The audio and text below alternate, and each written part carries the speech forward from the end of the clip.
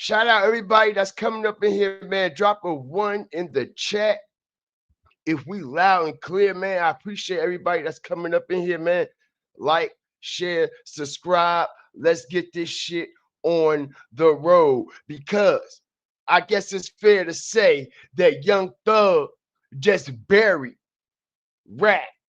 Young Thug just literally buried the whole rap game. Not only that, he just literally buried ATL. And not to mention, it's not like he ain't been buried ATL for the past couple of weeks. For the past couple of weeks, he's been making ATL look real bad, real suspect, right?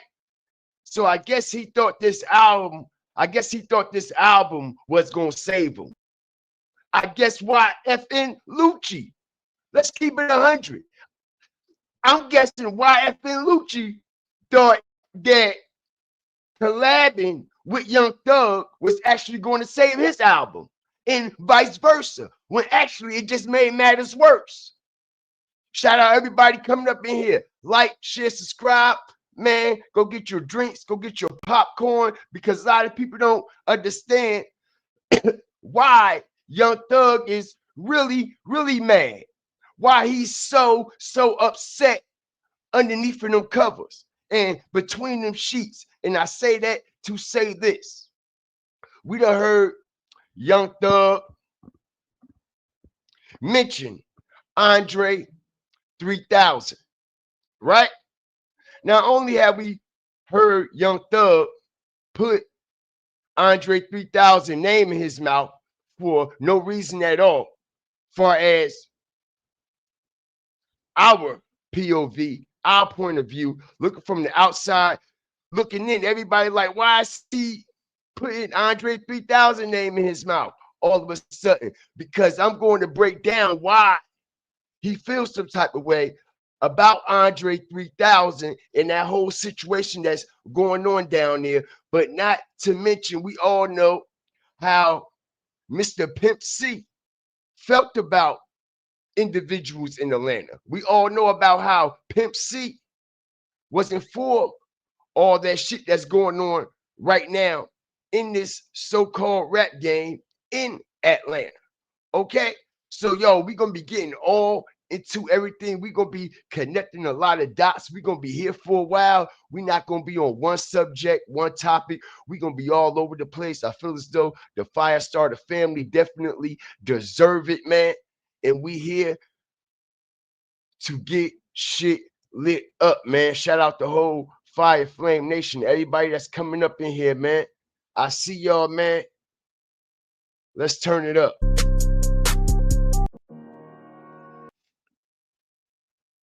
Where my fire starters at? Y'all know the flame. Y'all know the drill. All new originals and fire starters, hawkers, walkers, and stalkers coming into the fire pit. Make sure y'all hit that like button. Make sure y'all stomp. Make sure y'all step. And definitely make sure y'all stand all over that notification bell. And how can you wake up every day, put both feet on the floor, go in the bathroom, look yourself in the mirror, wash your face spiritually, religiously, or whatever you claim you stand on, without hitting that subscribe button? Because the fire starters, hawkers, walkers, and stalkers, we stomp, step, and stand on real morals and traditional principles. And we about to stomp, step, and stand on all principles that's morally sound. Shout out everybody that's coming up in here, man. I appreciate all the love, appreciate all the support, man. We here to stomp, we here to set fire to these motherfuckers tonight. Okay, tonight. Because I know y'all done seen that weirdo shit Young Thug has been posting, right? I know y'all done seen that weirdo shit he has been doing. Not to mention, since he done came in the game, he's been one weirded out individual, right?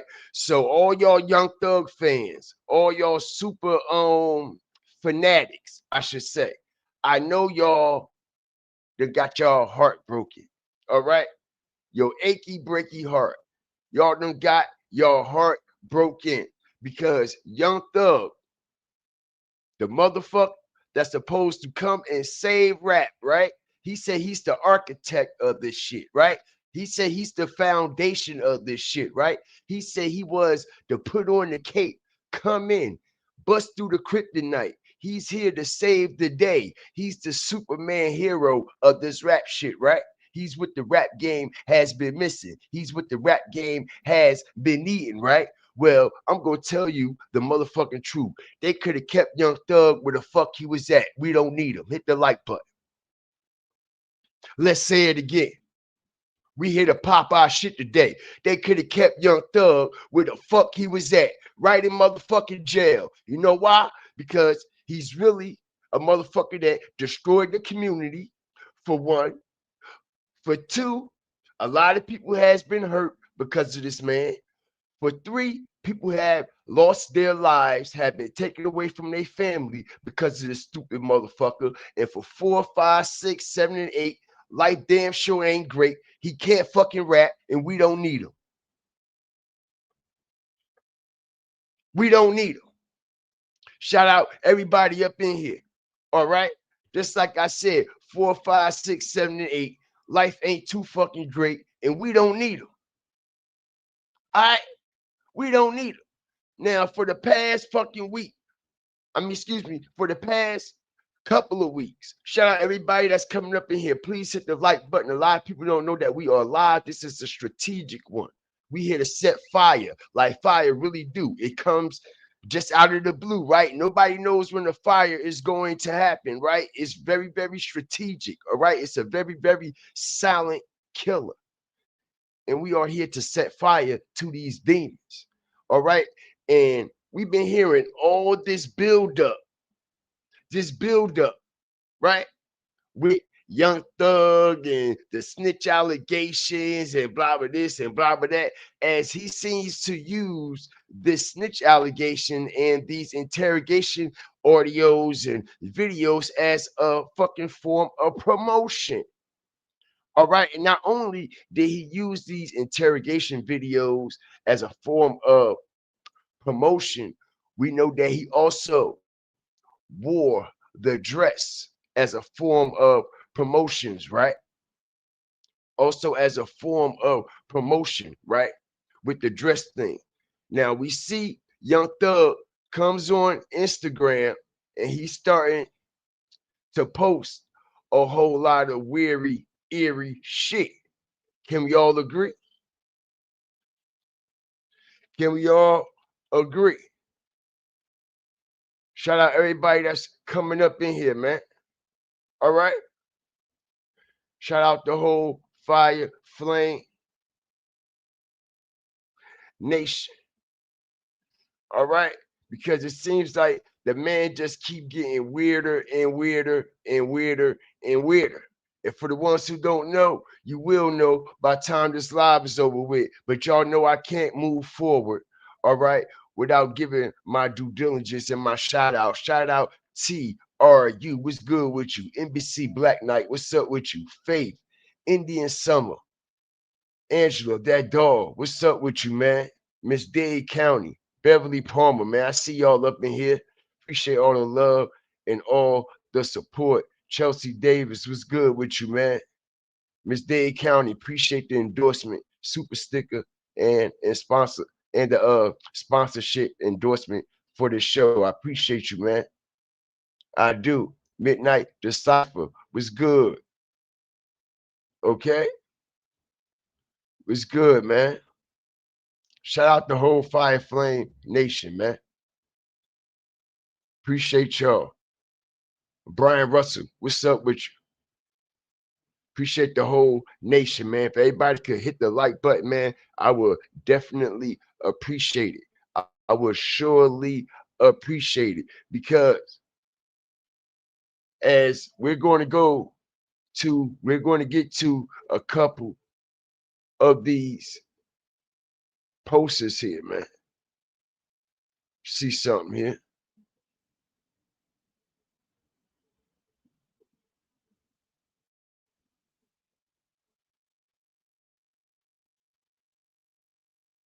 Shout out the whole Fire Flame Nation, man. I appreciate y'all for joining GF TV this evening, man. Y'all could be anywhere in the world, but y'all right here with the fire and the flame. All right, so let me just put y'all up on some things, man. Okay, because it's been going around all over these social media platforms and all on these social media sites and all in these threads. Okay, and I find it very odd, very strange, and very suspicious that all this shit is coming out at the height of this bullshit ass album that I can't even fucking pronounce. All right, I'm just going to keep it real. But anyway, okay, it said Young Thug addresses being called gay, says he passed his style down. Okay, shout out everybody coming up in here. He said he passed his style down to Playboy Cardi and Lil Uzi Vert. Y'all hear this shit? Do y'all hear this shit? So what style is he talking about? Okay, because it damn sure can't be the rap style or the way he flow. Or is it? Because they all trash.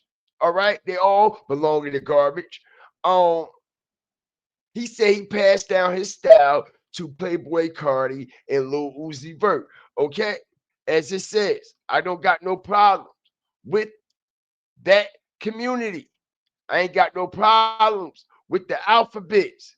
Ain't nothing going on with no men. Okay, I've been painting my nails. I've been wearing dresses. I just had to dumb it down. Okay, he been wearing dresses, been painting his nails. He just had to dumb individuals down and get them to start painting their nails, getting them to start wearing dresses, getting them to start doing weird shit. As it says, I just passed it down to Uzi Vert and Playboy Cardi. Y'all hear this, right? Shout out everybody that's coming up in here. Y'all see this, right? Not only do we hear it as I read it, we see the man saying he passed it down to Lil Uzi and Playboy Cardi. Now, let's speak some facts here for a second, ladies and gentlemen. Before Pimp C lost his life, before Pimp C was backdoored and set up out there by DJ Paul and a few other individuals, because he actually was out there in California working with DJ Paul when he was out there, Pimp C, that is. All right. And before I get into this, all right, we got to do our due diligence, man. We got to shout out YouTube and thank them for all the things that they do for us, for allowing content creators like me and myself, now I mean, to speak our opinion and speak facts and truth and get down, all right, to what it really is and what it really ain't from our opinion. All right, so with that being said, man, disclaimer, this video is for educational purposes only. Copyright disclaimer under section 107 of the Copyright Act. Allowance is made for fair use purposes such as criticism, comment, news reporting, and teaching, scholarship, and research. Y'all know what it is. Y'all know what it ain't. Everything in this live is for entertainment and research purposes only. But y'all know what's flammable. All y'all got to do is set fire to it. And with that being said, let's continue to set the fire, because Pimp C was coming out before his death, and he was mentioning some things about what was going on in Atlanta. Not only was he mentioning some things that was going on in Atlanta, he already told everybody where the rap game was headed, what it was going to be like, what type of fugazi shit was going to be going on, and he also pinpointed the exact location, city, and state. All right, and he said it was going to be down there in Atlanta.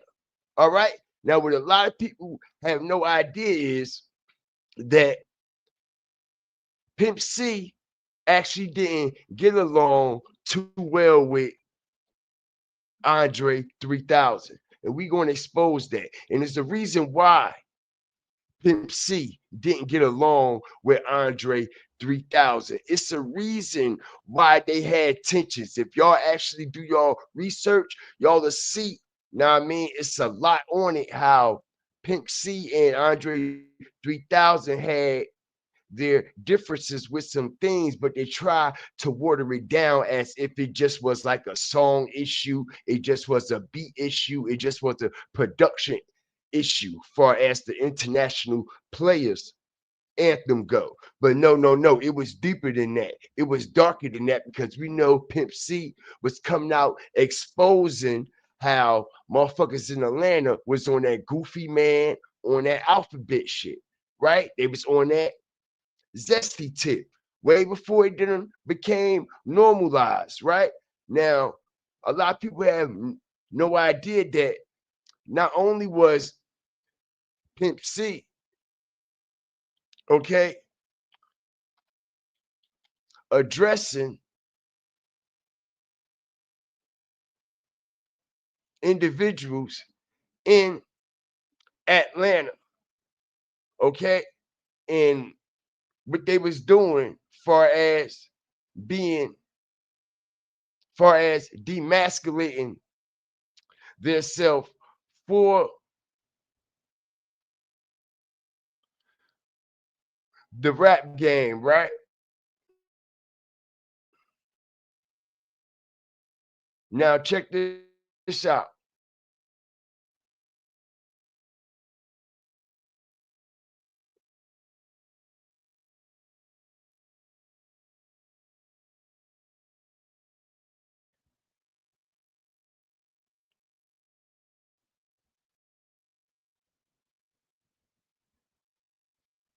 Now, I guess it's fair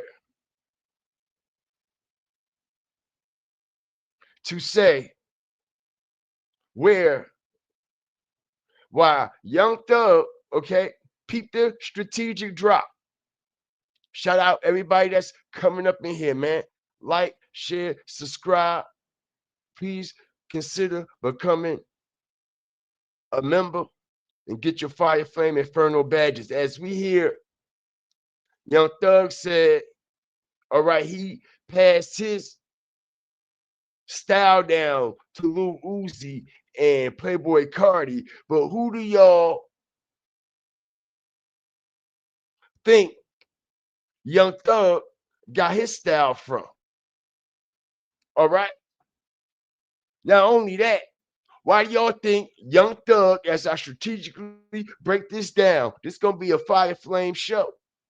All right. Why you think Young Thug came at Andre 3000 on that phone call when he said, yo, remember, he just came out of nowhere, put Andre 3000 name in his mouth, pause, no Diddy, just out the blue, on some hatred shit. Man, what the fuck Andre 3000 never do for Atlanta? Who he ever put on? Yeah, he sold all them records. Yeah, he blabber this. Yeah, he blabber that. But who he ever put on? He ain't never put nobody on. He ain't never put nobody on. And what individuals fail to realize is the reason why Young Thug is so upset with the Andre 3000 situation is because Young Thug want to be considered as one of the greats coming from Atlanta, in the conversation with Outkast, in the conversation with Andre 3000 and these individuals from Atlanta, due to the fact that he went through this so-called agenda. That's right. Young Thug is pushing this new agenda that Andre 3000 was already pushing in our face. Now, let me keep it 100. before I start breaking down all these other pictures. I never liked the Outkast. I never, like I said, they had a few catchy hooks and things like that, but I never respected the fact how Andre 3000 constantly made these videos, all right? Looking like a fucking faggot, looking like a fucking girl, and ain't nobody felt as though anything was wrong with that. Like I said, hip hop comes from a thorough place, bro. Hip hop comes from a thorough place.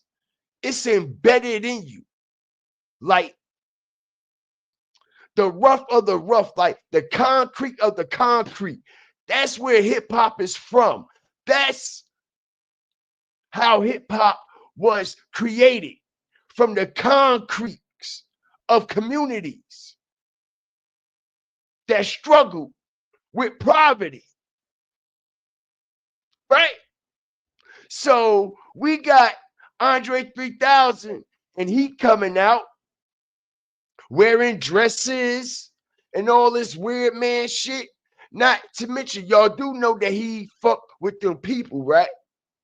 Y'all do know that he fucked with them individuals that's, yeah, we gonna get all into that because they not inviting him to the Met Gala for nothing. You see, Young Thug want to be the one at the Met Gala because, like I said, I never understood how individuals sat here, okay, and spit these bars word for word. Andre 3000, and all his credible songs, and nobody never questioned his masculinity, right? So y'all think he just dressing up in wigs, right? Dressing up in dresses. Not to mention he got on the album cover with his boy, Big Boy, right? And had on a whole fucking dress. And nobody said a word, right?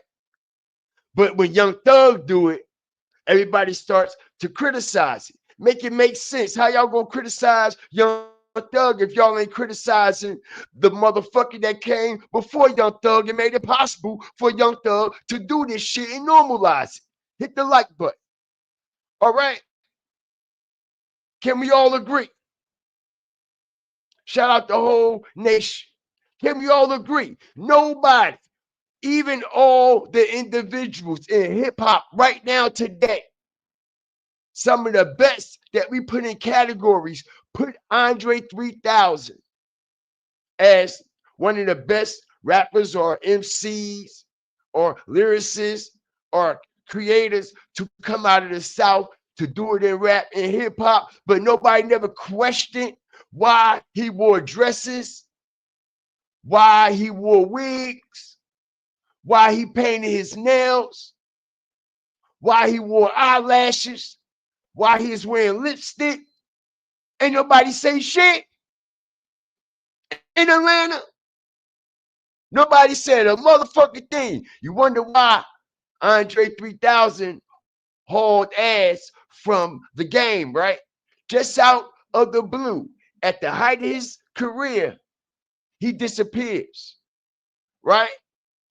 Shout out everybody up in here. He just takes off. He disappears. Everybody like, yo, where you at? Where you been? Yo, where you at? Where you been? Why you leave? We get all these excuses, shit that actually don't make sense. Then we all know that he used to actually be involved with a real live witch, right? We know who that real live witch is, right? Just like Mariah, the scientist, as I strategically break this down, is a witch. And Mariah, the scientist, fuck with Young Thug, right? Just like Andre 3000 was fucking with Erykah Badu. Strategic drop. You see, y'all, all y'all had to do is make real life matters, make real life sense. All y'all had to do is sit back and put these fucking plays together that they constantly keep running on the people. All right? Young Thug, he's fucking with Mariah, the scientist. She's supposed to be some type of demon witch and shit like that. And we see Young Thug, he coming out as the what? Zesty Man in Atlanta on top of the rap game. Then we had Andre 3000, all right? Before Atlanta really pop, pop, pop, it was Outkast that was making shit pop, pop, pop for Atlanta, right? And he was the what? He was the front man for Atlanta wearing a fucking dress. Not to mention, he was also involved in a full-blown relationship with a witch, which is who? Erica Badu. All right? Shout out everybody that's coming up in here. Like, share, subscribe always. Remember, fear the fire and fear the flames. Okay? Because it's a lot of things that we all need to question about this fucking goofy. As we see Young Thug getting a lot of backlash about this new whack ass album. All right, I call it a humiliation album. This is a humiliation album of our people, and he's along with the motherfucking play. Now, as y'all see,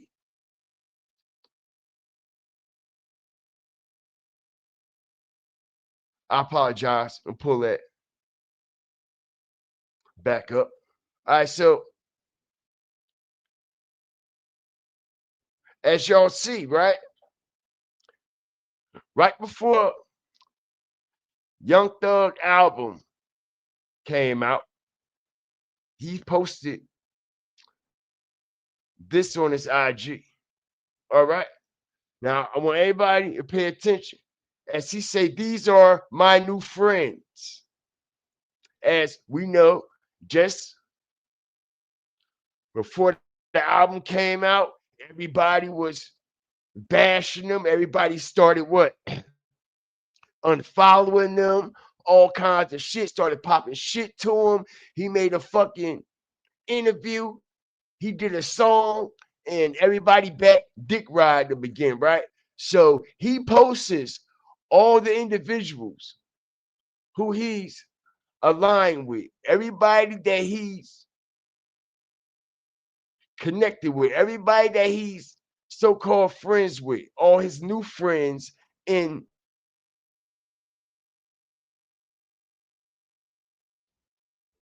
the industry. Okay, as we see an individual up here, okay, and I say, yo, you know what he's showing, right? You know why he's showing these particular individuals, right? Because these individuals, all these individuals is a part of the agenda. All these individuals are a part of the play, y'all. Everybody. Only motherfucker up here that's missing is Lil Woody, Gunna, Yak Gotti, Slime Life Shorty, and all the rest of them. Okay, as we see, Quavo, we know he a traitor, right? He been a fucking snake. He been a snake. He been a traitor ever since he crossed out Takeoff, right? We know he a snake, but picture the caption. Picture the filters he put over these black men as white men with blue eyes. You see this, right? Okay. We all know that these individuals that he marked up with a white skin tone and blue eyes, right? He's sending everyone a message. He said everybody know who's a part of the plays and who ain't. Who's a part of this so-called agenda and who's not. Who's really with the shit and who ain't. And we also see, okay, YFN Lucci. Like I said, this right here hurt Atlanta. If anybody thought YFN Lucci and Young Thug squashing the shit, getting together, doing music was going to be good for rap, was going to be good for Atlanta, boy, are y'all wrong. Boy, are y'all looking stupid. And so is he. YFN Lucci, I can't believe you, bruh. Ain't no coming back from this shit. Young Thug tried to have you murdered in jail, nigga. So all that was a play too, right, y'all? Hit the like button. Strategic drop. So all that was a play too, huh? YFN Lucci. Talking about, yeah, Young Thug and YSL, they put a hit out on my life. I got stabbed up, almost died, all this weird man shit. A motherfucker who put a hit out on my life in jail while I'm in a vulnerable situation like that. Why my family out here fucked up, nigga, I never forgive you. We ain't doing no music. You can't talk to me, nothing. Make it make sense, y'all. Let's get 70 likes. Let's get the views to match the likes and the like to match the views. Because like I said, if Atlanta thought for 1 second that this was going to be good for Atlanta, y'all ain't think it all through. Y'all ain't think it all through. Y'all forgot that they said Young Thug and YSL put a hit out on this nigga. Right? And why do you think they got all these black men with all these white faces? Okay, the duality, the chessboard, checkmate. Okay, he checkmating everybody. Ain't nobody paying attention to this shit though. Okay, and what I mean by checkmate, what I mean by duality, these motherfuckers come in the form of light and they really represent the darkness. These motherfuckers is wolves.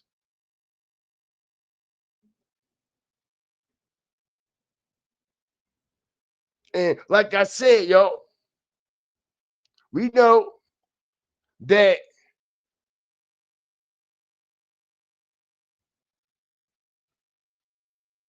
hold on, because I gotta put this up here. Hold on.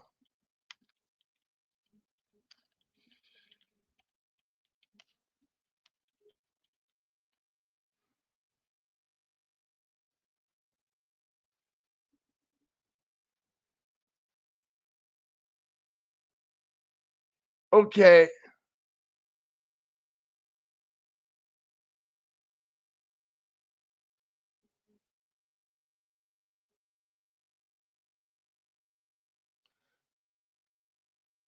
See something here.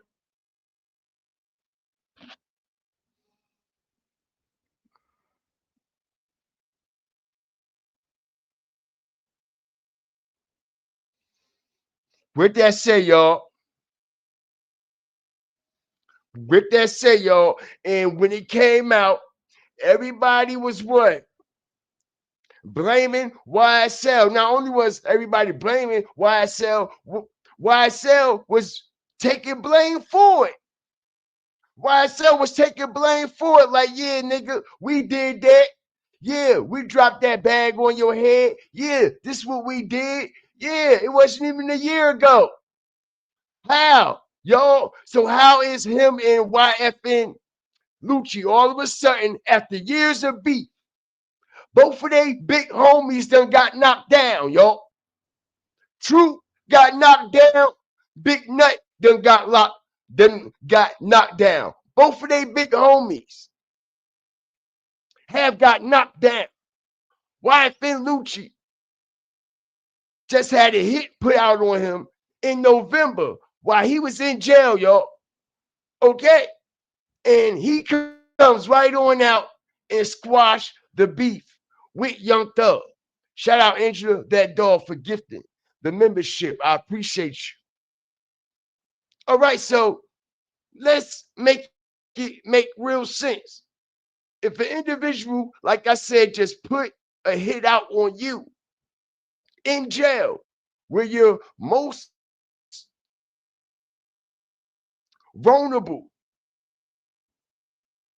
you ain't really got too much to work with to defend yourself when you're dealing with individuals and monsters who have been in there, who know how to move. You're so vulnerable.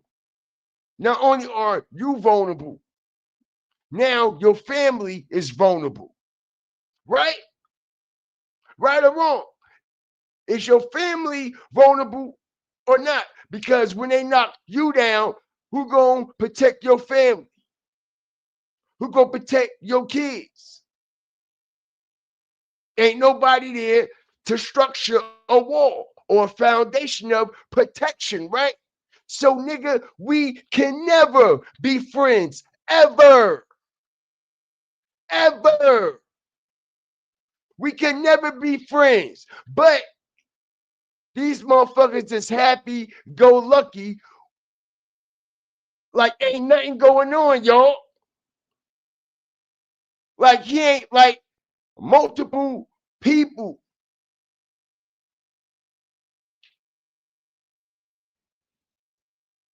haven't lost their life over this situation. And like I said, listen, they really don't fuck with each other, bro. This is just to try to sell records. Because if they really fuck with each other like they claim they fuck with each other, why they not sitting down doing an interview together, side by side? Why they did it separately? Why y'all both ain't go on Big Boy? Why y'all both ain't go on Wallow together? Because you really don't fuck with him. He really don't fuck with you. And your entourages really don't fuck with each other. This is just a promotional bullshit.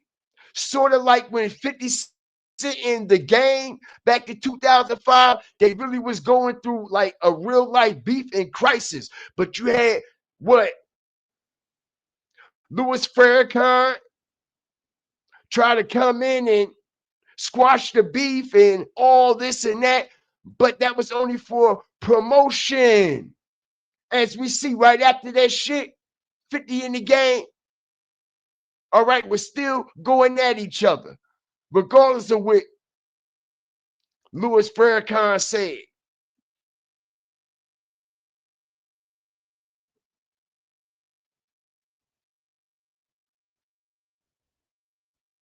So I find it very odd and very strange. Okay. And like I said, let me see something here.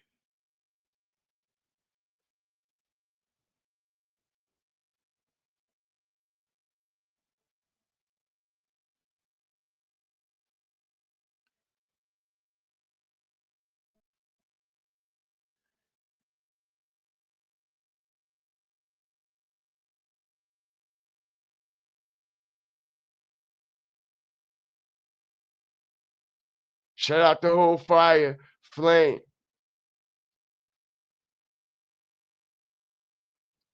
nation, man. I appreciate y'all.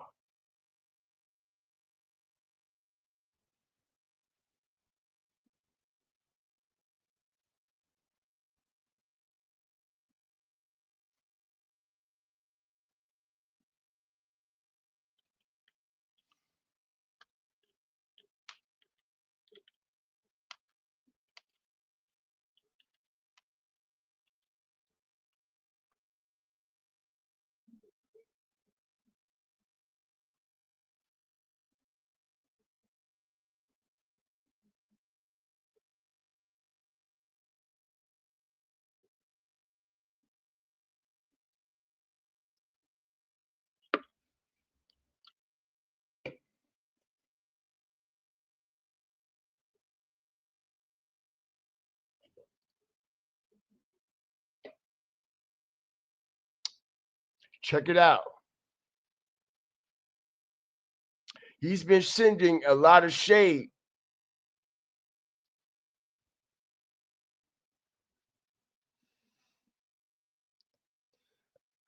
Hold on, y'all. Let me pull it up.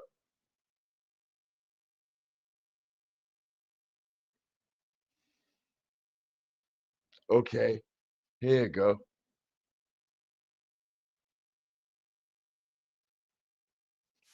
The biggest artist in the world. You became one of the biggest artists in the world. But you ain't helped the 3,000. You one of the biggest artists in the world. You became one of the biggest artists in the world. but you ain't help nobody. You ain't put nobody on. Now you vintage.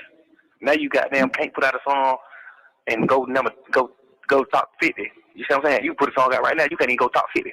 But you the biggest artist in the entire world at one point. But you ain't put nobody on. 3,000. You one of the biggest artists in the world. You became one of the biggest artists in the world. But you ain't help nobody. You ain't put nobody on. Now you vintage. Now you goddamn can't put out a song and go top 50. You see what I'm saying? You put a song out right now, you can't even go top 50. But you the biggest artist in the entire world at one point. But you ain't put nobody on. Right? As we hear Young Thug, all right, sitting there getting on Andre 3000 on his phone call about how Andre ain't never put nobody on, blah, blah, this, blah, blah, that. And not only that, okay, okay, because he's been going around to multiple platforms all over the place, y'all. All right. Speaking how he feel about Andre 3000. Not only have we heard him just say, oh, he ain't never put nobody on, we also hear him say, bro, I can't rap you 2 Andre 3000 songs. I ain't never paid attention to him in my life. Hit the like button. All right, and nobody in Atlanta is saying a motherfucking thing about this, right? Nobody in Atlanta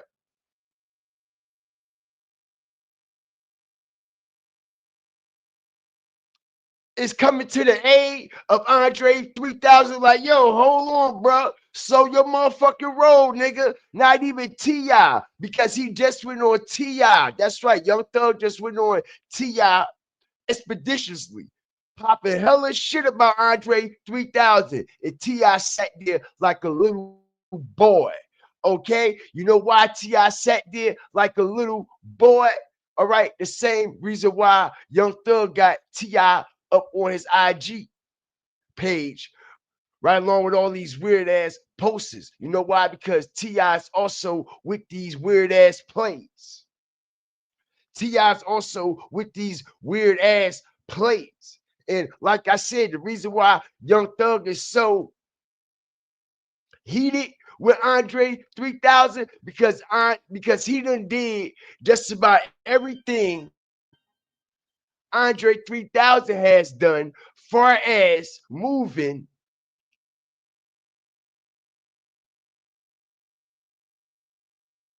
like this and like that and like this and like that, right? Now we know Andre 3000 ain't been in music, ain't been relevant in music in so long, man. So long, right? Not only that, he hasn't even been relevant in fashion. He hasn't been relevant in anything. So why would they invite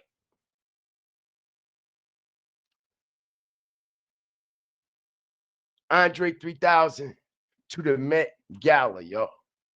Okay? Hit the like button. Drop your fire and TVs in the chat as we get ready to get into some content, man.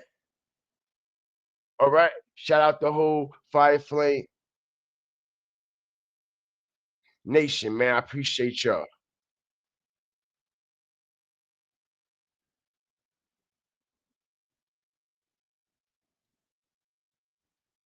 Unnatural and actually detrimental to a human to have that much admiration, because it actually changes the way you think. It changes the way you move. I'm coming to grips with it, I think, because I'm older now. Like, I really see it as I'm just being used for something. You know what I mean? And I'm happy that I'm being used in a greater scheme. Like, I kind of have looked at my whole career and looked at where I am now. And I kind of feel like I'm a catalyst kind of artist where I'll do a thing that I naturally do. And then, people see it. And then the reaction of that spawns other things to happen. You know what I mean? So I'm always watching, well, how am I being used? Like, Yeah. What's happening? Yeah. Like, what's going on right now? Andre, is that a fully weighted piano?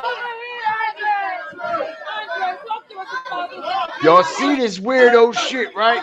But it's a deeper meaning behind why he showed up at the Met Gala. Why you at the Met Gala? We know what's going on at the Met Gala, right? We done broke down what's going on and why that shit actually take place and what they really be doing and what it's all about, right? But he shows up there with a fucking piano on his back. But let's continue.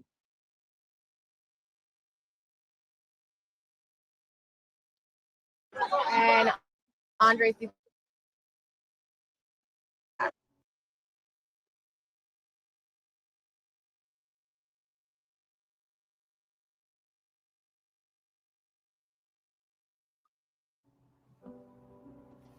You're telling me there's hidden messages in old pop songs? Movies, television shows, everything you know as pop culture, isn't it?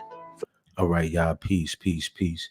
So in this video, this is going to be a special request. Somebody requested for me to do this video in the community section about Andre 3000 and Big Boy, basically Outkast. But I'm going to focus mainly on Andre 3000, you know, because it's kind of strange. All right. And there's some valuable stuff that I did find. I know the Met Gala was the other day and people had saw him out carrying a piano on his back. And I'm going to explain what this all means, you know, the significance of him making a flute album. All right. And also now making a piano album. Right. But we're going to talk about this and I'm going to explain to y'all why, because, you know, we already know that lyrics could be dangerous, but you know, playing musical instruments also delivers frequencies. All right, negative ones at that. All right. So Andre 3000 was born May 27th, 1975, right? And he started off with the Dungeon family, who was which was created by a guy by the name of Rico Wade. Now, Rico Wade died last year, I believe, April 13th of 2024, right? But the Dungeon family was started by Rico Wade. Now, it consisted of a collective of, you know, artists such as like the Native Tongues, which was in New York and New Jersey, right? And you had different groups that were involved, like TLC, Goody Mob, Cool Breeze. I believe Janelle Monáe was involved, Killer Mike, also Future, Outkast, and many others, right? But in order for you to make it in hip hop in Atlanta at the time, like in the early 90s, you had to go through the Dungeon family or Jermaine Dupri. That was kind of like the only way you would really make it in hip hop, is if you went through those two individuals, right? Now, it was the same process, kind of like how New York was with the Zulu Nation. They were very spiritual people, you know, intellectuals. They didn't rap about, you know, all of the stuff that East Coast and West Coast rappers was spitting, but they were mainly focused on the positive aspect.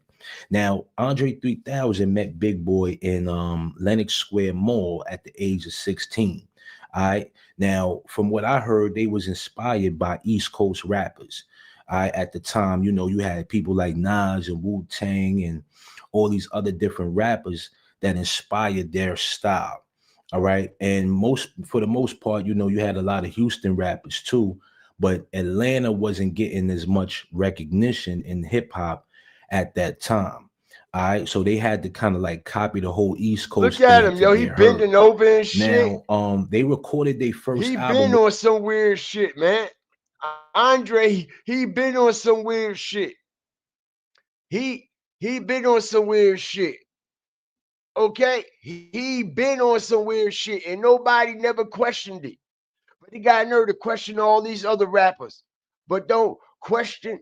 All right, the Don that come out of Atlanta, the top Don, the Don, huh? He's the Don that comes out of Atlanta. Everybody pays homage to Andre 3000. All right, and never question him about him wearing these dresses, wearing these eyelashes, wigs, lipsticks, painting his nails, none of that shit. Nobody never questioned this at all.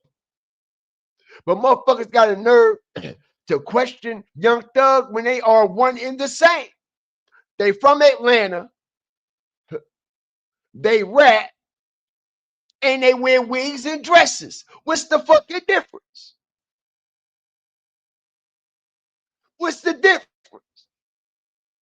Okay, we see him on the album, right?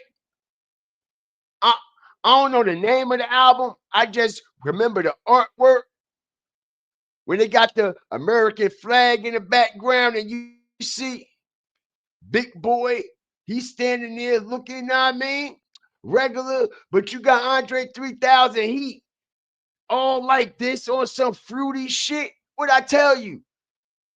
When motherfuckers on this fruity time, right? Nobody never seen that. Oh yeah, I'm getting motherfuckers mad now. I'm gonna continue to get them mad. You fucking weirdos. You fucking weirdos. You know why?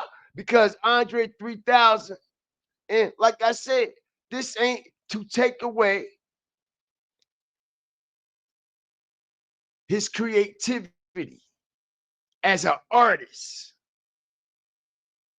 You see? But as a real life individual, he's a fucking weirdo. Give a fuck who don't like it. And he'd show you, he'd tell you. He was fucking with a whole live witch. Young Thug, he fucking with a whole live witch. These motherfuckers tell you who they are in real life. And motherfuckers get mad when individuals speak on it.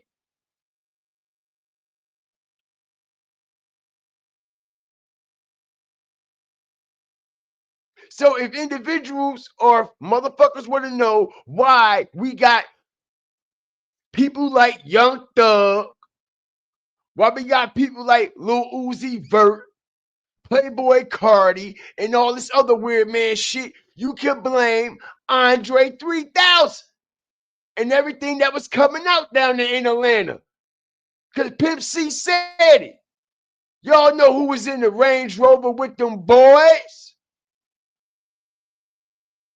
Y'all know who was in the Range Rover with them boys? Right? What Pimp C say? Y'all know who was in the Range Rover with them boys? In Atlanta? Do I need to play that interview back? Y'all know who was in the Range Rover in Atlanta with them boys? Who got caught in Atlanta with them boys in the Range Rover?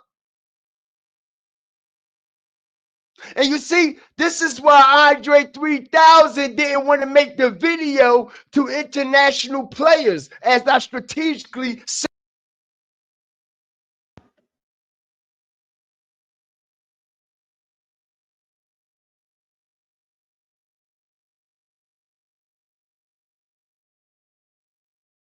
That's why Pimp C ain't want to do,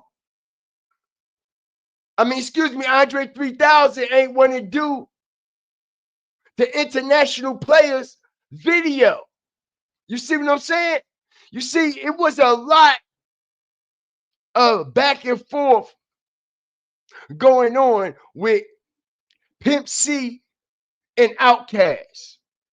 All right, with this international players situation. All right, now we all know the collaboration with UGK,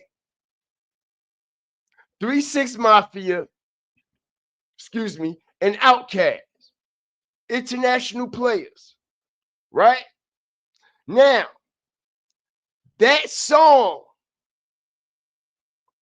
originally didn't include Outkast. And I got the receipts. They've been talking about it. If you know, you know. That song didn't originally include Outkast. It just was UGK and 3-6 Mafia. It was that collaboration. It was them only. The song was already done. Everything was already done. All right.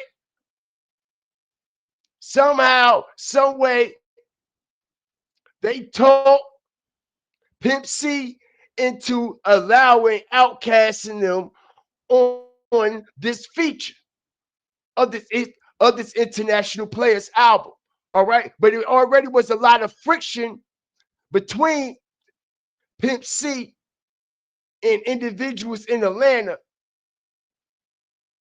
specifically Andre 3000, because Pimp C was calling out all that fugazi shit that was going on.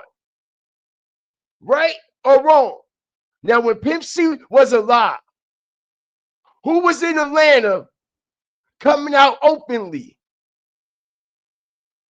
doing this fruity man shit? And what was Pimp C breaking down about motherfuckers in Atlanta and rappers in Atlanta?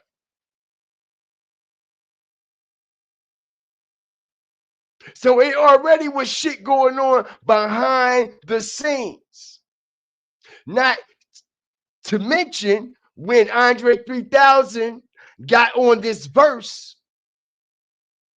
on International Players, Pimp C didn't like the fact how Andre 3000 tweaked the song and decided to spit his verse the way he wanted to spit his verse and tweak out the original sample and beat. You notice how Andre 3000, when he come in on the song, he's not on like the original sample of the song. That's how he tweaked his verse. Pimp C didn't like that at all. He had a problem with him doing that. Like, yo, this motherfucker just gonna take my song and my beat and flip it how he want to flip it. But not only that, okay, because after talks went through with Outkast being allowed on this classic collaboration, Andre 3000 came straight out the gate and said, okay, I do the song, but I'm not doing the video. He said, I do the song, but I'm not doing the video. Okay? And the reason why Andre 3000 said, I do the song, but I'm not doing the video is because him and Pimp C had real life situation going on. If y'all notice how they shot International Players, bro. Okay, I don't think hold on for a second. Let me see something here. Shout out everybody up in here, man.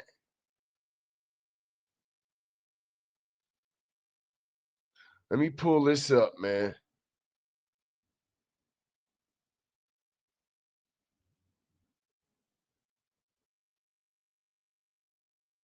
Let me pull this up, man, because I like to pull up my receipts also.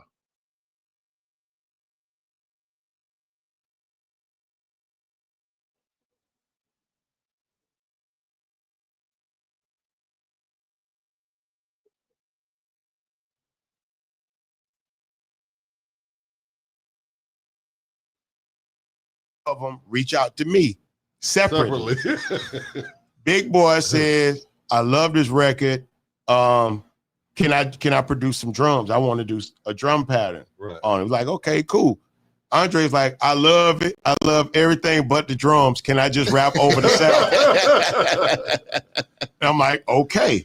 So that's why you hear Andre verse over the sound, over just the loop. Right. And then Big Boy come in just over the drum. A lot of Big Boy verses, just him over the drums. Right. They both submit their verses separately, not knowing the other one has done the verse unless they talk to each other. But at the time, the way it was sent to me, like he neither one of them told me they had talked to the other one and heard the verse. Right. Now, Jive, Jive is distributed by Arista and Sony at the time, and Outkast are signed. So technically, I don't even have to clear it. Right. Right. Because we all under the same label. Yeah. Right. All I got to do is convince the group to both be a part of it. So Big Boy's like, absolutely not a problem. Call Dre. I do it, but we ain't doing no video. Absolutely not a problem. Call Dre. I do it, but we ain't doing no video. Absolutely convince the group to both be a part of it. So Big Boy's like, absolutely not a problem. Call Dre. I do it, but we ain't doing no video. As we hear Bun B say that Andre 3000 said, yeah, he'd do it, blah, blah, this, blah, blah, that, but we ain't doing no video. Now, you have to ask yourself, why wouldn't Outkast, why wouldn't Andre want to do the video to a song that's so big? Why wouldn't he have a problem doing the video? Why would he? We talking about 3-6 Mafia, UGK, Pimp C home, baby. He home. It's about to be his first joint. We about to nail it. Take him back to the top. Why wouldn't you want to be in this video after Outkast done had that crazy run? Remember, while Pimp C was locked up, it was Outkast, Andre 3000. They had a crazy run. They had a crazy run. So why wouldn't you want to do this video with 3-6 and Pimp C? I tell you why he didn't want to do this video, because the motherfucker was scared of Pimp C. He ain't know how Pimp C was gonna react. Pimp C spoke his heart. He spoke his mind. He spoke the truth, and he was speaking on that shit Andre 3000 was doing to the rap game. Can we admit those albums that Andre 3000 and Outkast was doing while Pimp C was locked up? Go back and look at every video Andre 3000 in and tell me if he ain't dressing fruity. Tell me he ain't dressing fruity.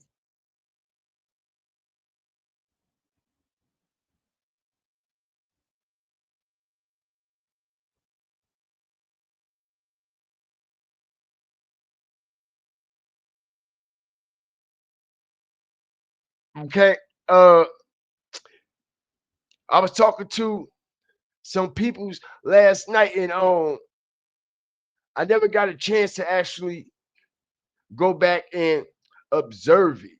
You know what I'm saying? But somebody had also mentioned to me that when they shot international players, when they shot the video, somebody had mentioned that they don't think Andre 3000 and Pimp C are in the same scene at the same time. Nowhere in that video, yo. Strategic drop. Okay. And I said I never paid attention to that, and I will go back and observe it.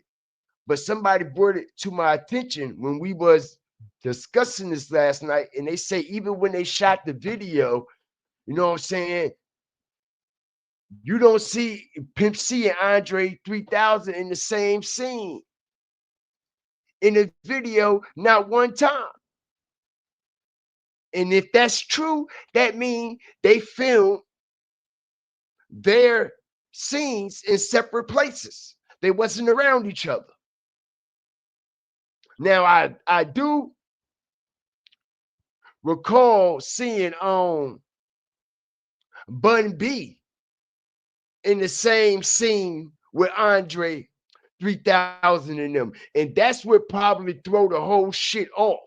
And we never paid attention that Pimp C is not actually in the scene with Andre 3000, that whole video. So, you know what? Since we already here, man, shit, let's go over it ourselves. Cause it's something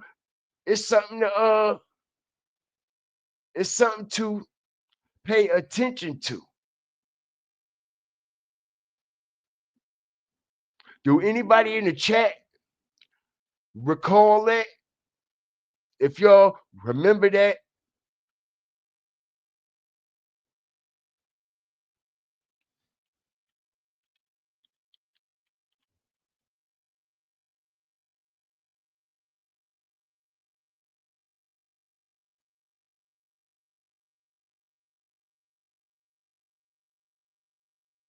Shout out the whole Fire Flame Nation. Yes, Bun B was always the ops. Yes, he was. That's a fact because I got a fucking joint when Pimp C was doing the interview, and Bun B got that Snoop Dogg look. He got that snake look. He got that Snoop Dogg look, like when Tupac was at the awards, at the MTV Awards, and he was talking, but you could see how Snoop Dogg look. He got like that spooky little sneaky little look on him. That's how Bun B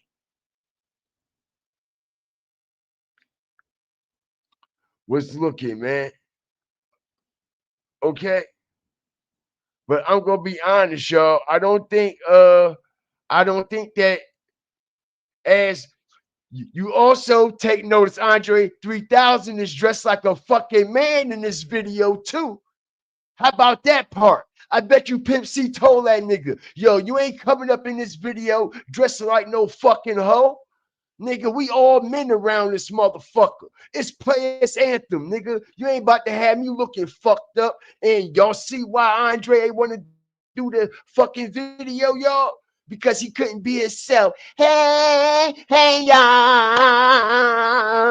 Hey, y'all. All that fucking weirdo man shit. Pimp C said, bro, don't bring that shit in my video. Don't make my motherfucking name look bad.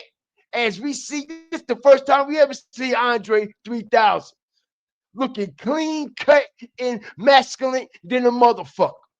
Let's keep it real, y'all. Straight up. This is crazy work. He looking clean cut and masculine than a motherfucker. He the best man. Pimp C said, nigga, you gonna be the best goddamn man in this motherfucking video. And not only that, he still snuck that whole shit in there and put on a kilt. Still snuck that whole shit in there, y'all, and put on a kilt. Like he Roddy Piper. He the Pied Piper, right? Right? Ain't that what it's all about? Huh, Andre 3000? Yes, it is. Yes, it is. We got you, bitch. The Pied Piper, huh, motherfucker? That's why you make that Flu album, huh? Huh? Strategic drop. That's why you make that Flu album, huh? You the Pied Piper, huh, motherfucker? You got some dark shit with you, nigga, and we gonna expose it. We only just getting started. You see what I'm saying? Y'all see why he made this Flu album, right? You see why? It's dark as shit behind all that shit. As we know what the Pied Piper be all about, right? Right? As we see him in the UGK International Players.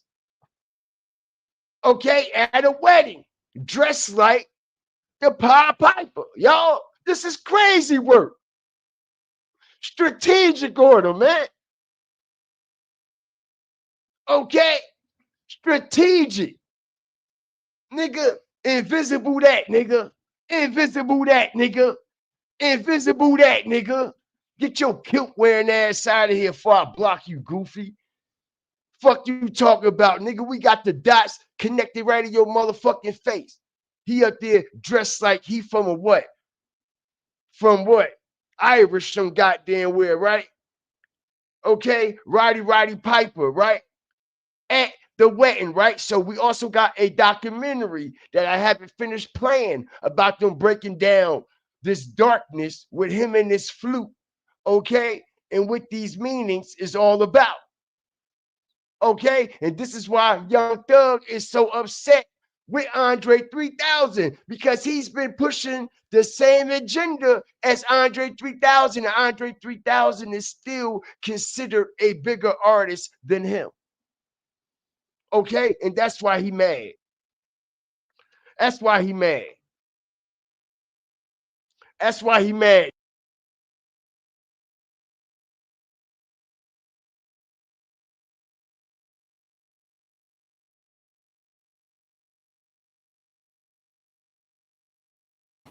If, because everybody is in the video together, y'all. People get it. Pimp C is not in the scene. And I strategically break this down. And I believe, yo, my people and my resources are right. I don't believe Pimp C is in not one scene with Andre 3000 on this shit. Okay, because when the video starts off, we see everybody except Pimp C. Shout out everybody up in here. Yeah, except you. Get your ass out of here. Okay, so peep the game, right, y'all?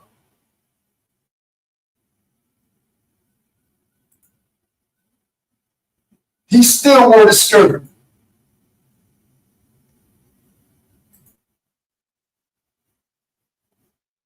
See something here, y'all.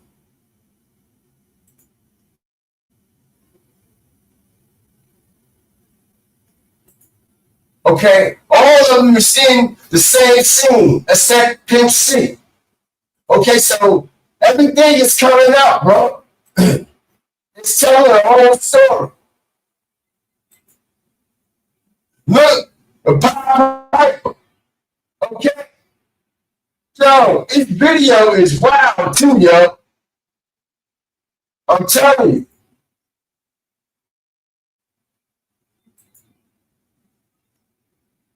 This video got a hidden meaning behind it all, bro. I believe in symbolism. Okay? I'm telling you. But this shit is real. As we see, he called himself the Pied Piper, right?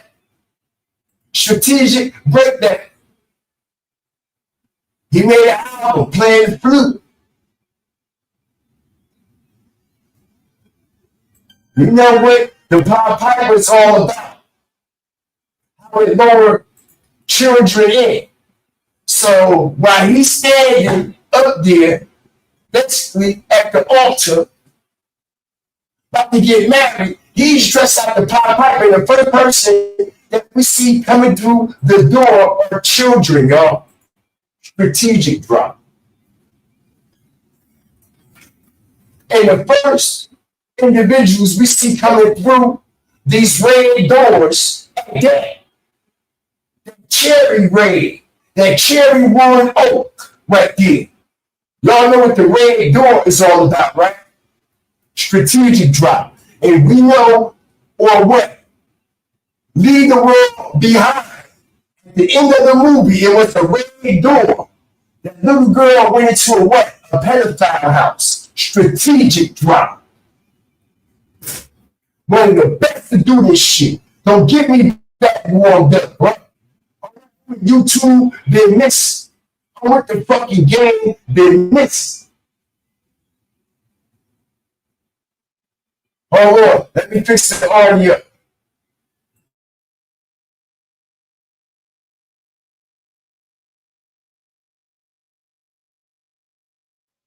All right, is we clear now? Shout out everybody up in here.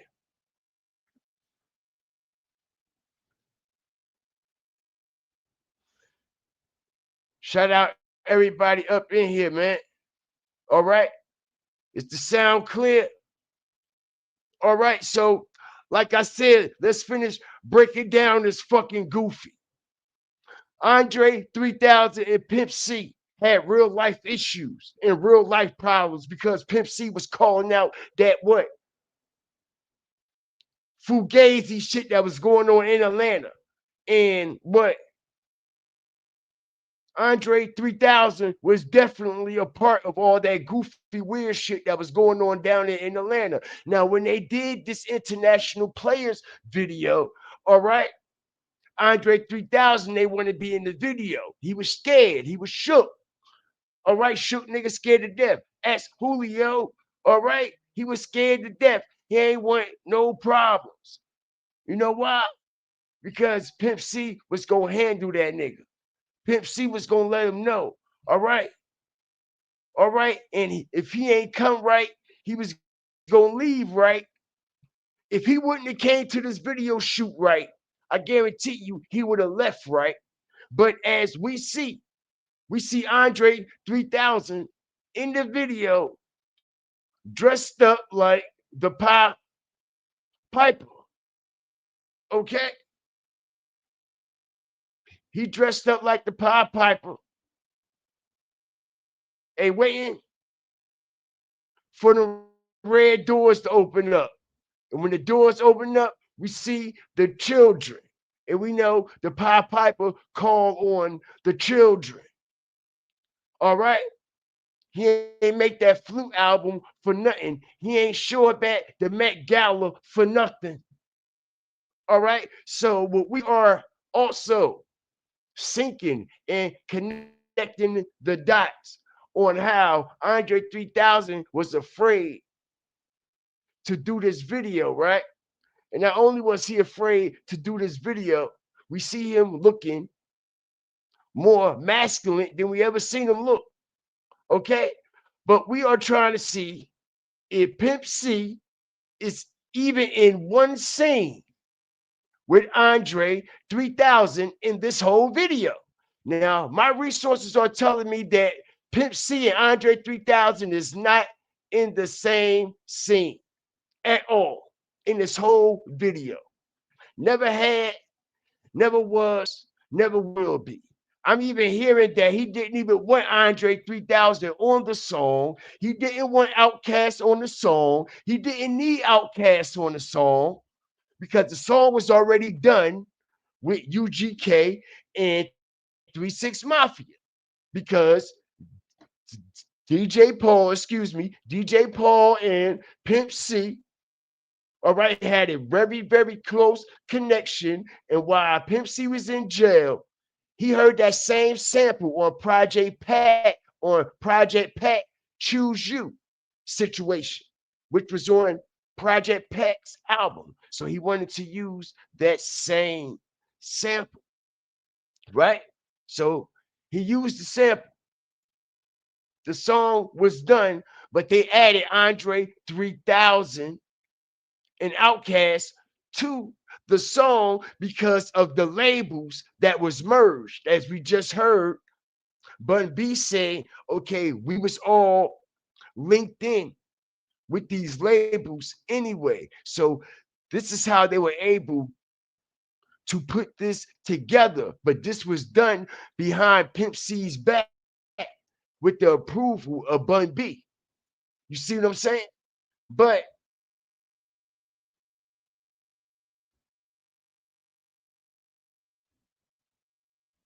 we doing some searching, man. And the whole intro of the video, you know,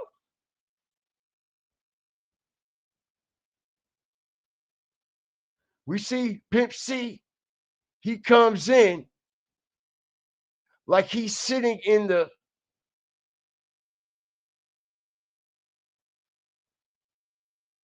seats out there, right?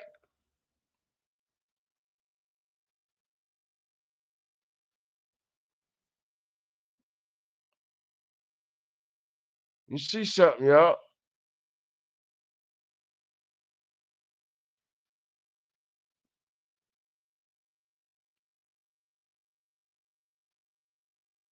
No Pimp C. Yo, he's not in. He's not in not one scene with Andre in them. He shot his shit all by himself, y'all. Hit the like button. Strategic drop. He wasn't there with Outkast. He wasn't there with 3-6 Mafia, and he wasn't even there with Bun B, y'all. He did his shit by himself. All right, strategic drop.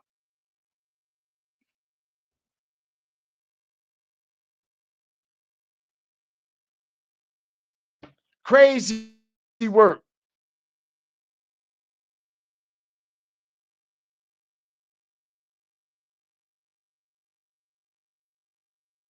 Right.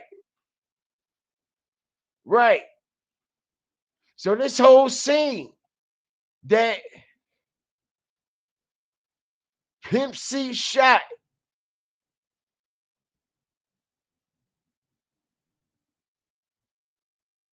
nobody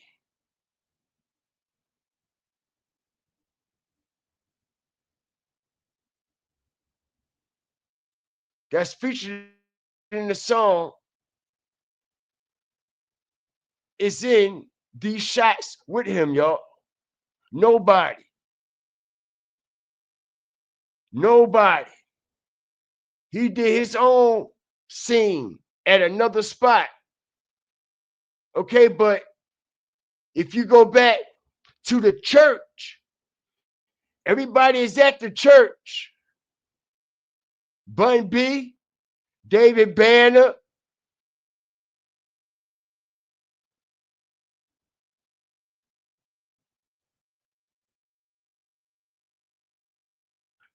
DJ Paul, Juicy J, Andre 3000, Bentley Farnsworth, Big Boy, all them.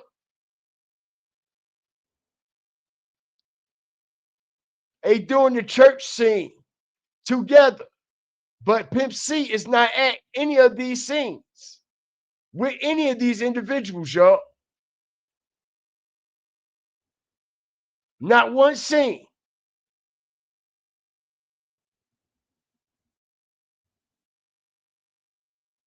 Okay? And if you look at this, it looked like they cropped him in there. So, yeah, bro, that's very interesting. You could tell that they cropped.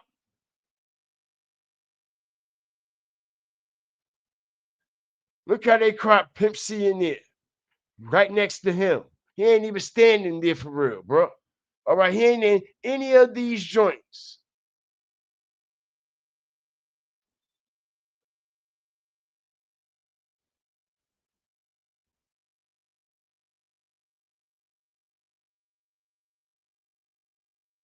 This is crazy work, y'all.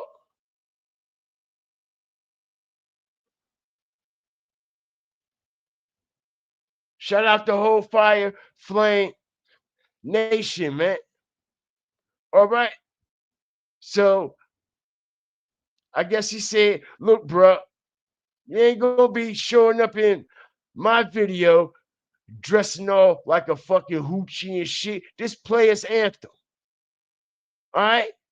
This player's anthem. This ain't got shit to do with no wigs.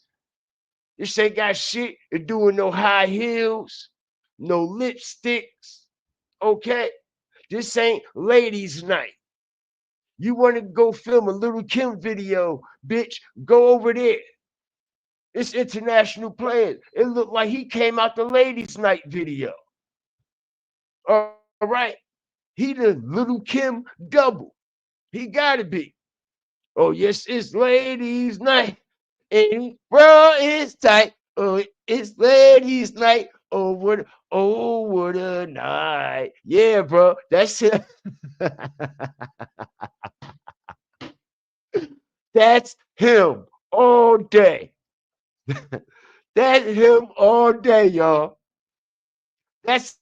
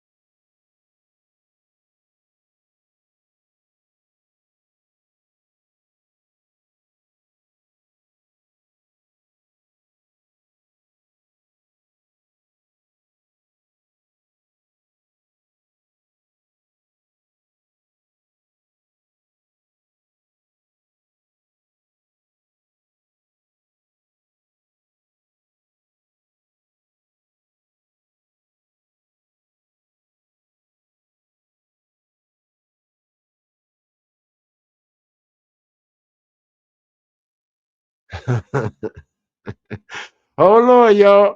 I'm back. I'm back. Y'all know they had to fuck with us, right?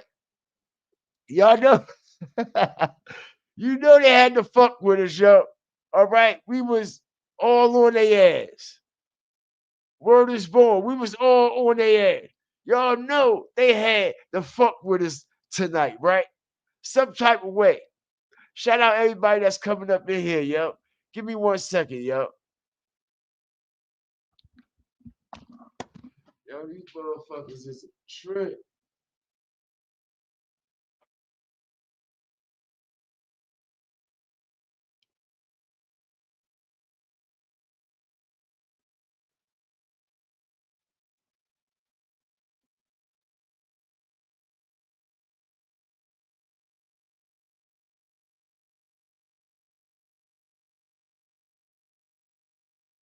Yeah, these motherfuckers is a trip, yo.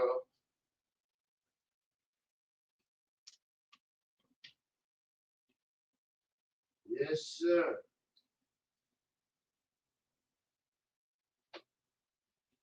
They bugging the fuck out.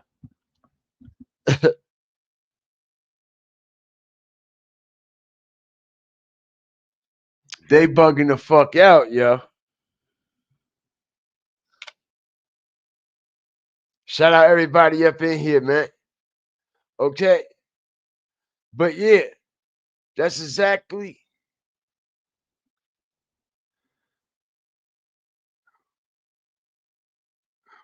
what's going on. Don't come up in here on my breakout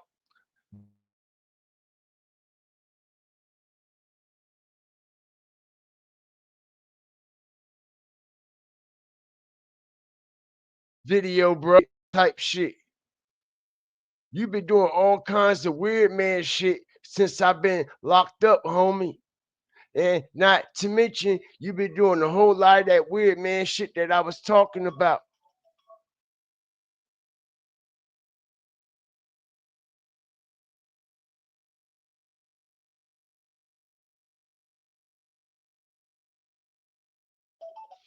Yeah, you've been doing a whole lot of that weird man shit that I've been talking about that you've been doing.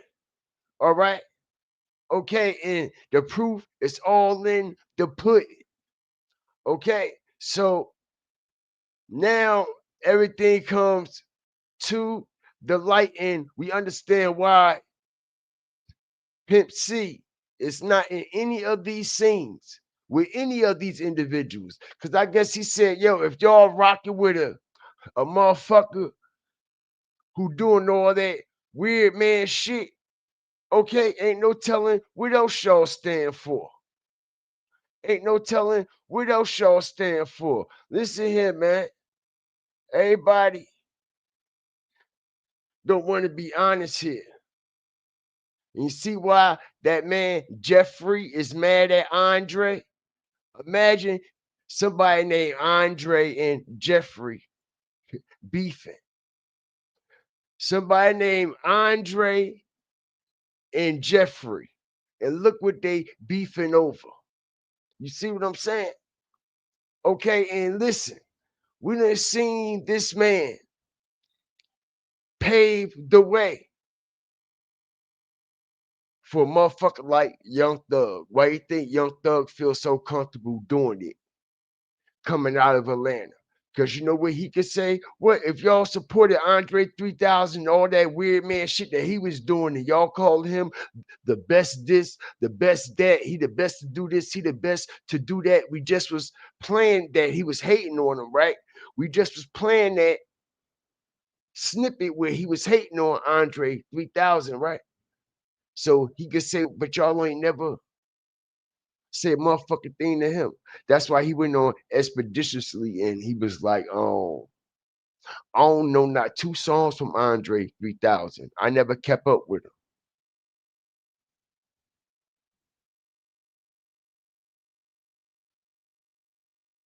Shout out the whole nation, man. Everybody that's up in here, man. Everybody that's up in here. So, yo, we decoded that Pied Piper situation. Okay, and we about to get right back to it. Let's go.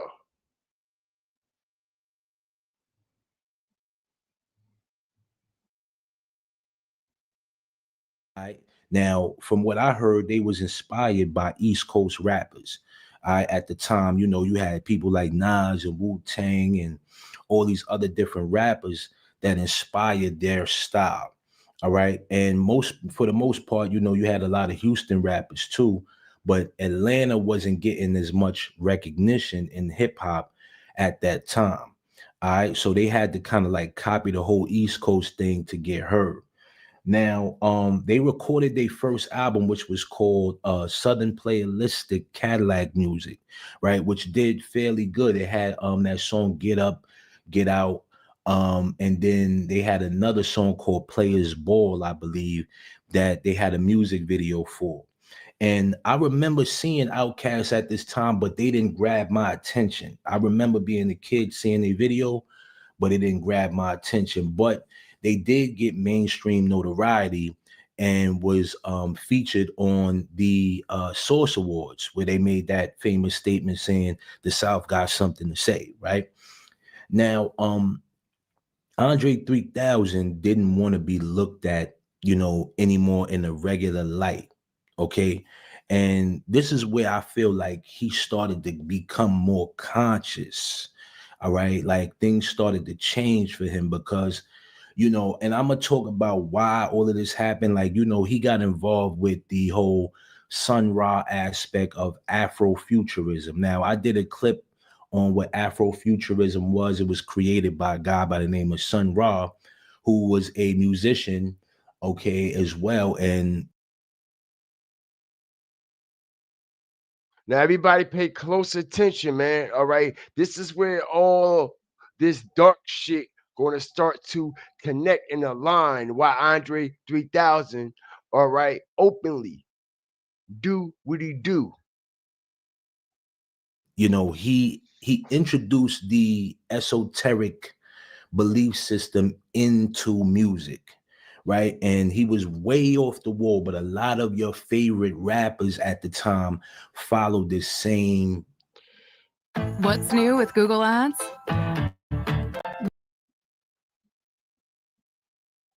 Pattern. That the group was inseparable. Their image was pretty much the same. On ATL, Dre started going in a different direction. He didn't want to be a pimp. He didn't want to be a player. That was Big Boy's vibe. Big Boy really embellished it. Dre was just more in between. So that's when he went through the transition of really trying to find himself.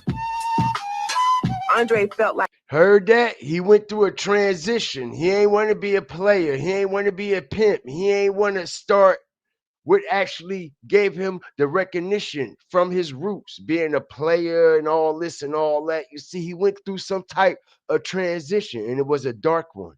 Like he had to change his life. A lot of things that he was doing, he said that he didn't want to do them anymore.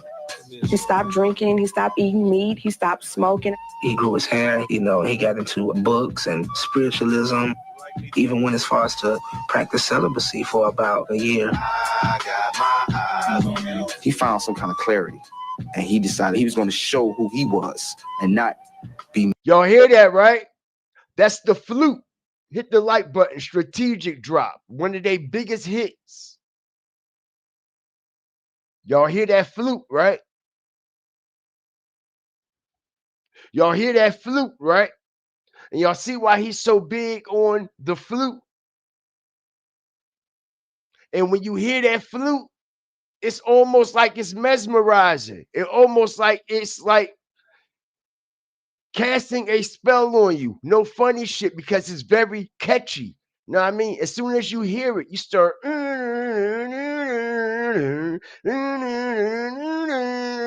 because we know that music is actually know what I mean, casting spells on individuals. You know what I mean? Through frequencies and things like that. You know what I'm saying? So when you hear this flute, it automatically had you start. You see what I'm saying?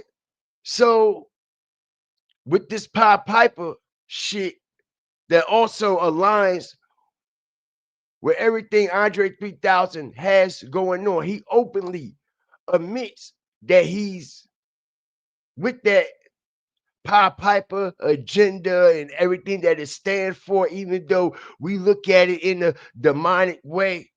All right. He stands for it. Okay. So a lot of people don't understand that music, when we hear it, it's actually, you know what I mean, casting a spell on us and our frequency and the energy around us. All right. Just like Indian Summer just said, moving your body like a snake. Right. Okay. And I done seen on a movie when they play the flute and the snake and the cobra and shit, it be all fucking moving and dancing and shit when the flute be playing. You know what I'm saying? So yeah, man, it's some truth to all that. It's some truth to all that, y'all. Okay. But now that we talking about this flute and I hear this song, it just adds more credibility to what type of shit he's really into. Even went as far as to practice celibacy for about a year. You see that? Kind of clarity, and he decided he was going. They was doing a ritual on him. You see that, right? They was doing a ritual on him.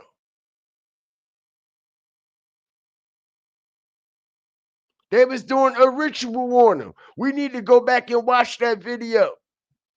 Say, yo, shit being unlocked tonight. They were doing a ritual on him right here.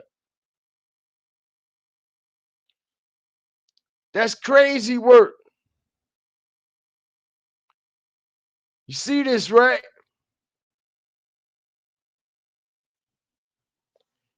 So I bet you this whole video paints a picture and tell a whole movie about a story of some darkness. I could guarantee you it do. I could guarantee you it do. But let's continue, man. I got my eyes on you. He found some kind of clarity, and he decided he was going to show who he was and not be made into anything. I still remember, like, one day he was jeans and t-shirt and a fresh pair of sneakers on, and then bam, he's in a turban. And it was actually a hat that you get from the beauty supply store. You know, they look, grandmama has that you wear in church. Dre walks out with a turban on, and everybody's looking like, man, what in the hell is Dre doing? What does he have on? And the next second, you're going out to the mall, and everybody got on turbans. By the way, Outkast music videos were always ideological and unique. For example, this is what Dre had to say about elevators. It was all about symbolism.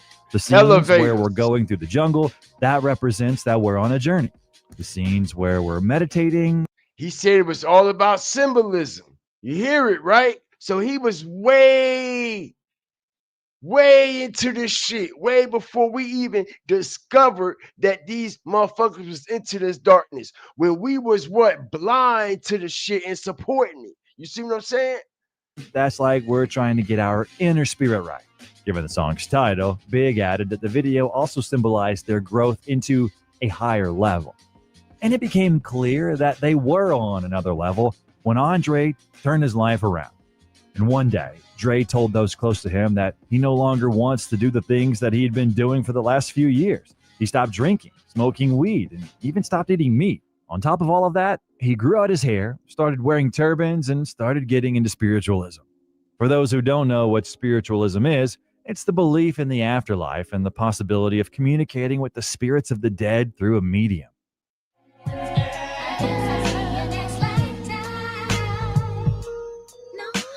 Later, Andre met a woman called Erykah Badu, who was also interested in following a vegetarian diet. They met at a club in New York. At that time, Erykah had just stepped into the music industry. She was an unusual and brave woman, and Andre started developing some of these traits. They fell for one another, and sometime later, Erykah became pregnant. After the birth of their son, Andre thought even harder about how to change his life. At that time, Big Boy and Andre rarely saw each other. Each one of them had different interests. For example, Big Boy went to parties while Andre no longer did. They had different tour buses. Smoking was allowed in one of them and prohibited in the other. You can already understand. Rachel's a marketer and she loves her CFO. So Bard.com. Yo, weird man shit started to transpire. Boy couldn't believe that Dre no longer smoked weed and became a totally different person. Dre stopped wearing turbans and chose brighter outfits. For example, he could wear ski boots with a platinum wig. Right. He's always said that he wanted to dress like. He stopped wearing t-shirts and jeans and start wearing fucking wigs and fucking dresses. All right, so what type of transition did you go through, motherfucker? What type of shit you into? What the fuck you been doing that I don't know about? The fuck going on your tour bus? I see why you wanted to separate yourself from Big Boy. I see why you wanted a different tour bus when y'all are on the same tour for the same goddamn album. You want a different bus. You want to be separated from him. You try to make it seem like, oh, I don't want to be around the weed and I don't want to be around this. I don't want to be around. No, nigga, because you was the first Little Nas X, motherfucker. I don't know why they didn't incorporate, okay, Lil Nas X 3000. That's what they should have named him, bro. All right, you the first Lil Nas X. All right, look just like him. Look just like Lil Nas X. Straight like that. All right, I ain't here to be this dude friend or any of that. This is a fucking man who put on a fucking dress, yo, and a fucking wig, lipsticks. Talk about me and you, your mama, your cousin, your daddy too. No, the fuck it ain't. No, the fuck it ain't. You bugging out. You bugging the fuck out. Ain't gonna be no me and you, your cousin, your daddy too. Everybody know what the fuck it ain't. Okay, what type of puffy shit you want? All right, so yo, Pimp C, these niggas wouldn't have survived. How long do y'all think it was going to take for Pimp C to actually call this motherfucker out by his name? Because we know that he was calling everybody else out. He was calling everybody out. Everybody. Right before he died. He was naming names, bro. All right? And I believe that they actually didn't want this shit to get out right here. Because you see, DJ Paul was the one who backdoored Pimp C. Like I was telling y'all earlier, Pimp C was out there in California with DJ Paul. All right? The chicken wing motherfucker. All right? He out there with that chicken wing ass nigga. All right? And all of a sudden, Pimp C is found dead, candles burning, blood everywhere, sacrificial pentagram in the middle of the bed. His body is positioned in a prayer position and shit. Okay, that's 3-6 Mafia weirdo vibes written all over that shit. All right, that's that DJ Paul 3-6 Mafia demonology shit. That's exactly what it is. That's exactly who got Pimp C. That's exactly who lined him up. The last person he was with, was DJ Paul from 3-6 Mafia.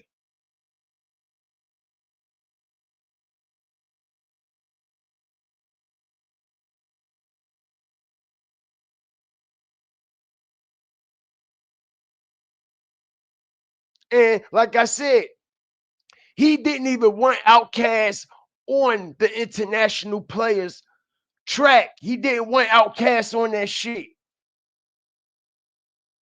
They went behind his back.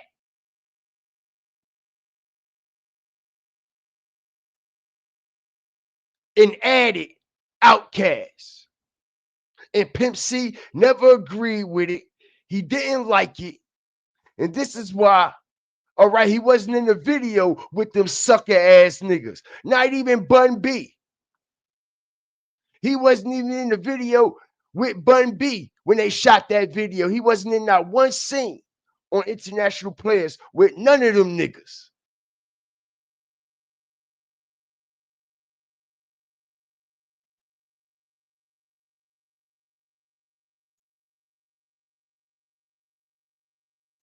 Music, saying that music is beautiful and colorful. Because of such changes, it was believed that Andre had gone crazy, and many even began questioning his orientation. Now, y'all seen that clip, right? And here's what I want to say about this whole Erykah Badu thing. Like, a lot of people say, yo, whenever rappers deal with Erykah Badu, they not the same no more. Even Kendrick Lamar. When Kendrick Lamar, you know, hooked up with Erykah Badu, next thing you know, he's acting different now. You know what I'm saying? But I believe that during this time, she was using her magic to kind of boost the career of Andre 3000, right? And Crazy, in return, bro. this made Outkast That's more popular. crazy. When they broke up about 1999, I think it was, you know, their last album, no, it wasn't their last album, but Stank On Ya kind of had that impact all over the world. You know, then they... You see him, right? Look. He the only one up there. All right? Letting you know where America is headed. Where Atlanta is headed. You see, he got them juju beads around his neck, right? All right, these are juju beads.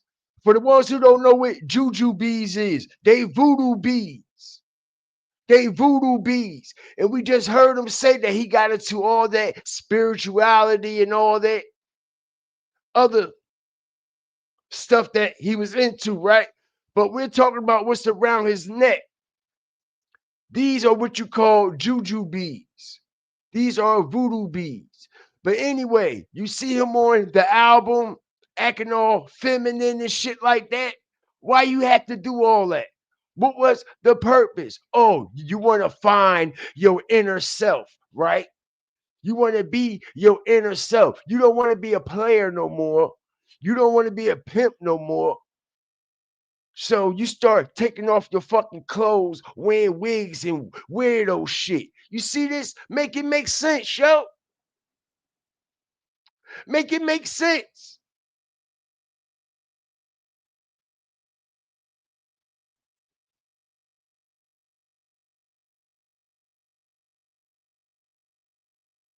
And everybody questions Young Thug sexuality, right? Right. Everybody questions all these other artists that are in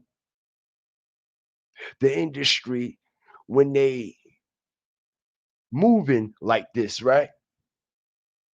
So why nobody ain't got a goddamn thing to say about Andre 3000? You know why? All right. From my understanding, allegedly, man, he's a top warlock in this shit. He's a top warlock in this shit. All right. He wasn't with Erykah Badu for nothing. He wasn't with Erykah Badu for nothing. Okay? He wasn't at the Met Gala for nothing. What you at the Met Gala for? Make it make sense. What you at the Met Gala for?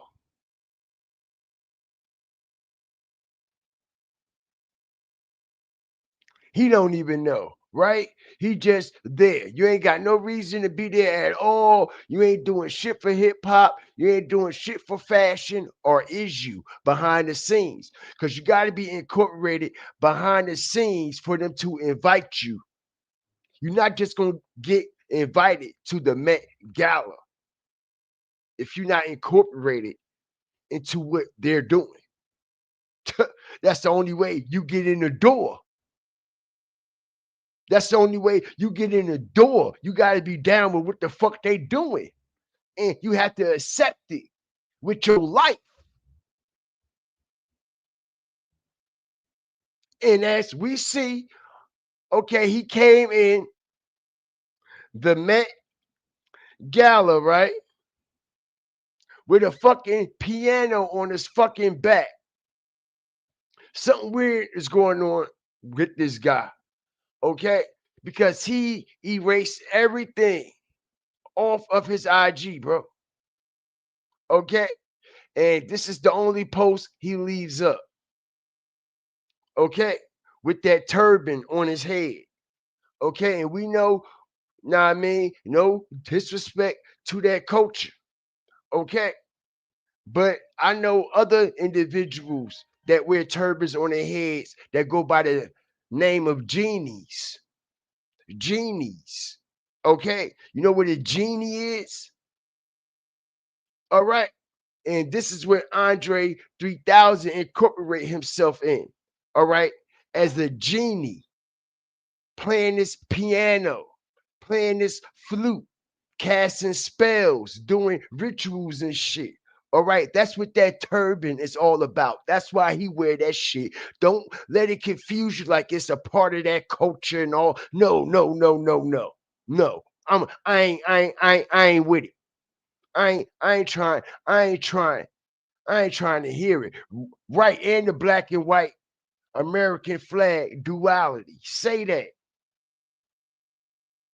Say that. So check it. He erases everything off his IG and he leaves this one post.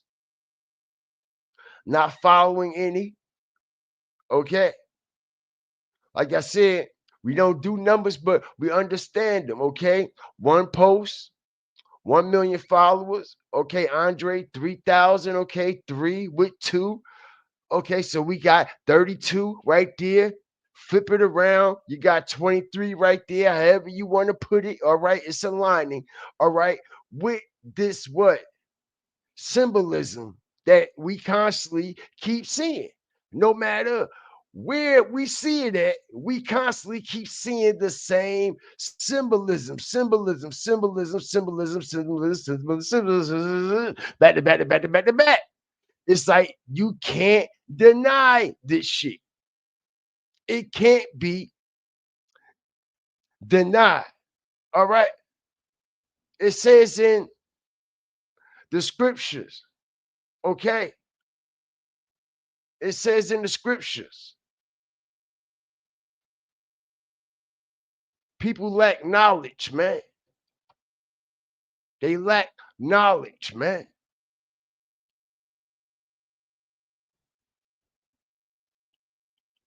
They lack a lot of knowledge.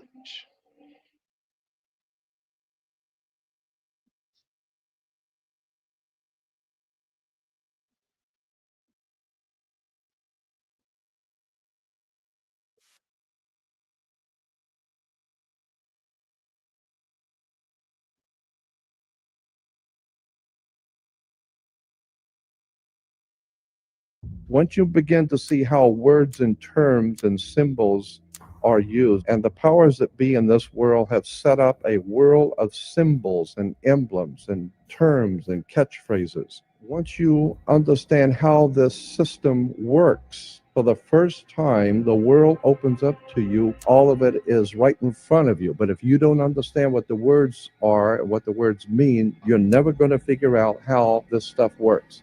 There's a very sinister, frightening, interesting symbolism that has been imposed upon this country, and the people have no idea in the world what's going on.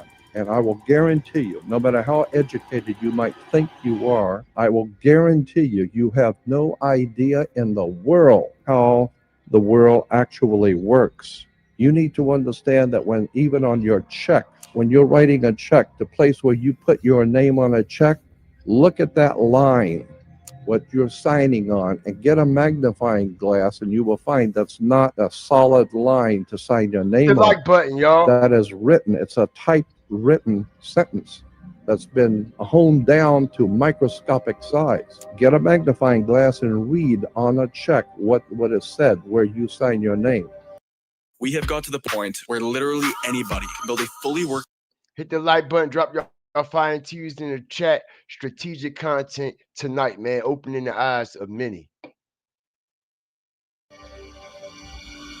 I have discovered many years ago that words and magical systems dominate the world that we live in.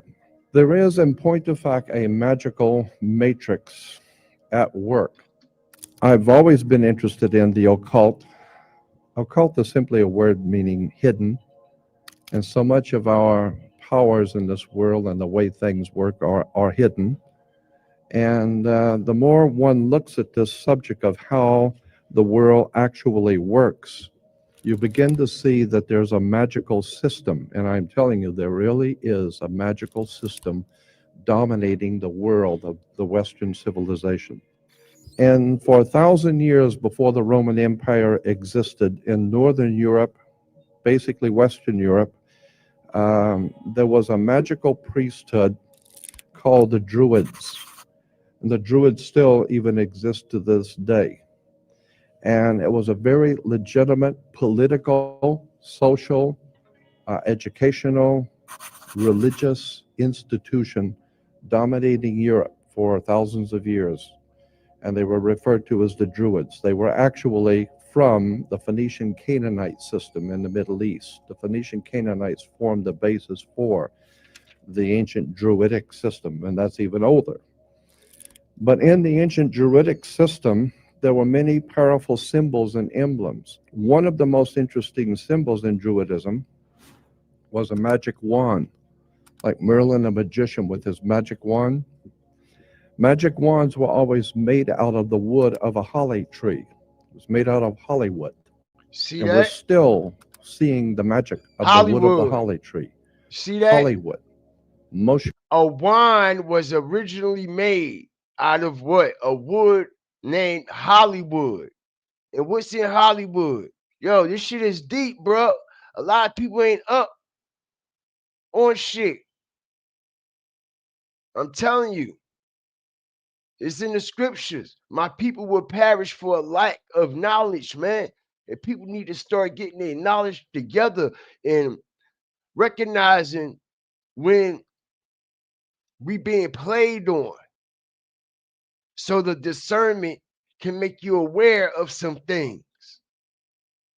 Symbols in Druidism was a magic wand, like Merlin, a magician with his magic wand. Magic wands were always made out of the wood of a holly tree. It was made out of hollywood.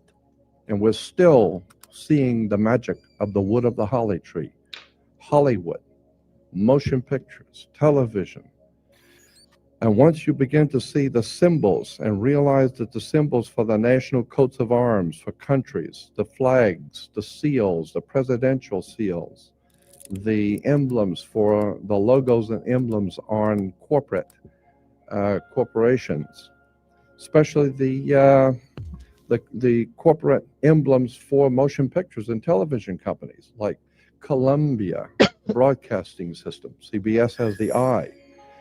The Colombian system goes back to the Colombian faction of the Illuminati back in the early 1700s, not the late 1700s. And you begin to see why space shuttle is called Columbia. You have Columbia University, Columbia Pictures, Columbia Broadcasting. Columbia is a very interesting word, and it's connected to the Jesuits. Once you begin to see how words and terms and symbols are used, and of course symbols are extraordinarily important in world affairs, all of a sudden it opens up, as I said, a whole new perspective on how stuff is happening. Let me give you an example of how words, my friend William Henry says you put an S in front of the word word and it becomes swords. The words are swords. They are cutting things. Humans are word responsive creatures. We respond to people's words. When you begin to see how words are used, let me give you an example of the magic. What's new with Google Ads? So yeah, man, It's a lot of information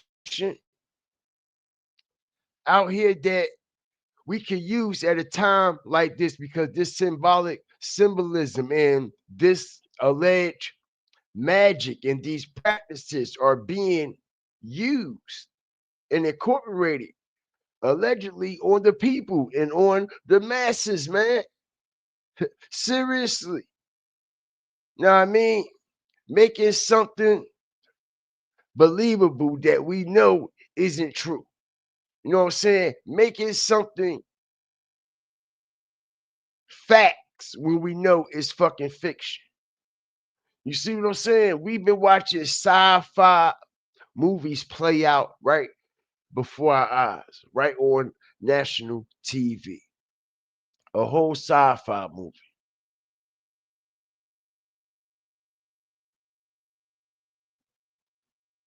And it's because of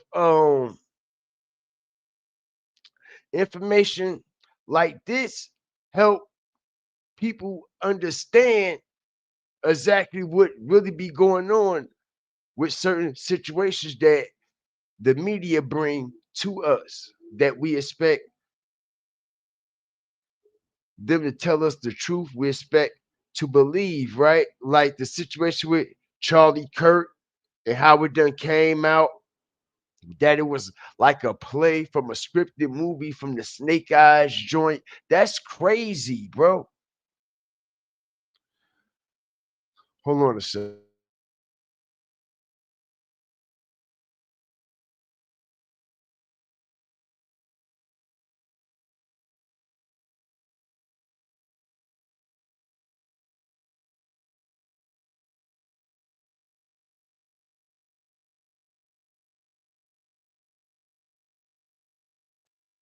Yo, that's crazy because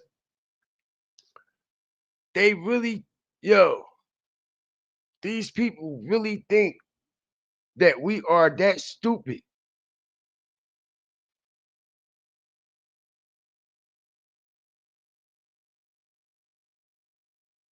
Apologize about that. These people really think that we are that stupid and actually try to run a goddamn play on us that's in the same scripted form as the movie Snake Eyes with Nicolas Cage. Like, yo, that's crazy. How, like, what's the chances of that? And you know, some people don't even believe it. They still in denial, like it just was a coincidence.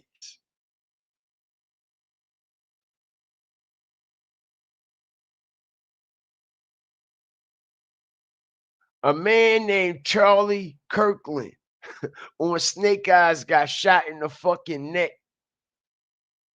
Just like Charlie Kirk just allegedly got shot in the fucking neck. They arrested a dude named Tyler that's supposed to shot this man, right? Ain't got no military training, background, none of that shit. First shot, pow, knock him down from 2, 3, 400 feet away, right? Just so happens the individual in Snake Eyes, the boxer name is Tyler also.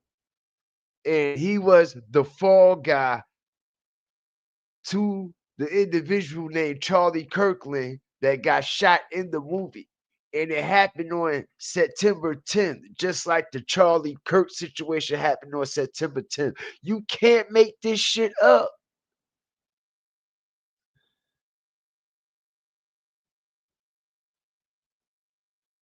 You can't make this shit up. And I say that to say this as I strategically bring my content together as a collective. They're telling you, right, in our face, right, to our face, with that synchronicity to the Snake Eyes movie. Pay attention, Snake Eyes. Snake eyes. Everything ain't what it seems to be. You look too hard, you might get fucking bit. All right? And they damn sure got everybody looking hard as a bitch. And they biting us like a motherfucker. And we falling for their poison, bro. We falling for their poison. Snake eyes. Crazy work. All right? This shit being ran by the serpentine, man. All this is being ran by the serpentine. They don't call it a serpentine belt for nothing on your car. Pay attention. As we see, the serpentine belt is in a figure 8, right? Strategic drop, the infinity link in your serpentine belt, right? It's the reason why the serpentine belt runs the whole engine. It runs the whole. Without that serpentine belt, ain't nothing on your car moving. Ain't nothing going. And I say that to say this: the snake, the serpentine, is running the world. The serpentine belt is wrapped around the world, bro. All right. And we are the pistons in the motor that keeps it going. The serpentine belt is wrapped around the world, just like the serpentine belt is wrapped around our engines of our car. And it's connected to the power steering, the alternator, and all this and all that. And everything has to turn at one time in order for that car to start. In order for everything to turn at one time on schedule, every time, that serpentine belt, okay, must pull the pulleys. Crazy work. More like, right, can join up a lot of energy and shit. Yup. Matrix psyop. Yeah, of the snake. Yeah, snake eyes, right? They snake. Yo, this shit is crazy. This shit is crazy.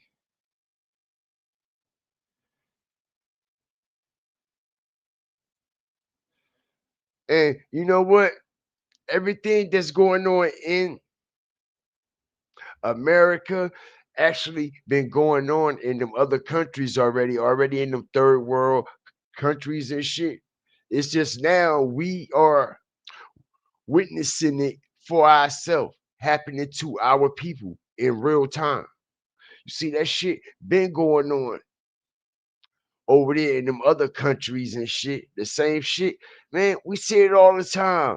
They be having a big ass rally and shit with all they politicians and shit out there, and somebody run up to the politician and stab him in the face and all kinds of shit. Like we see it all the time, and we sit back like, damn, like how the fuck they just let the motherfuckers just do that?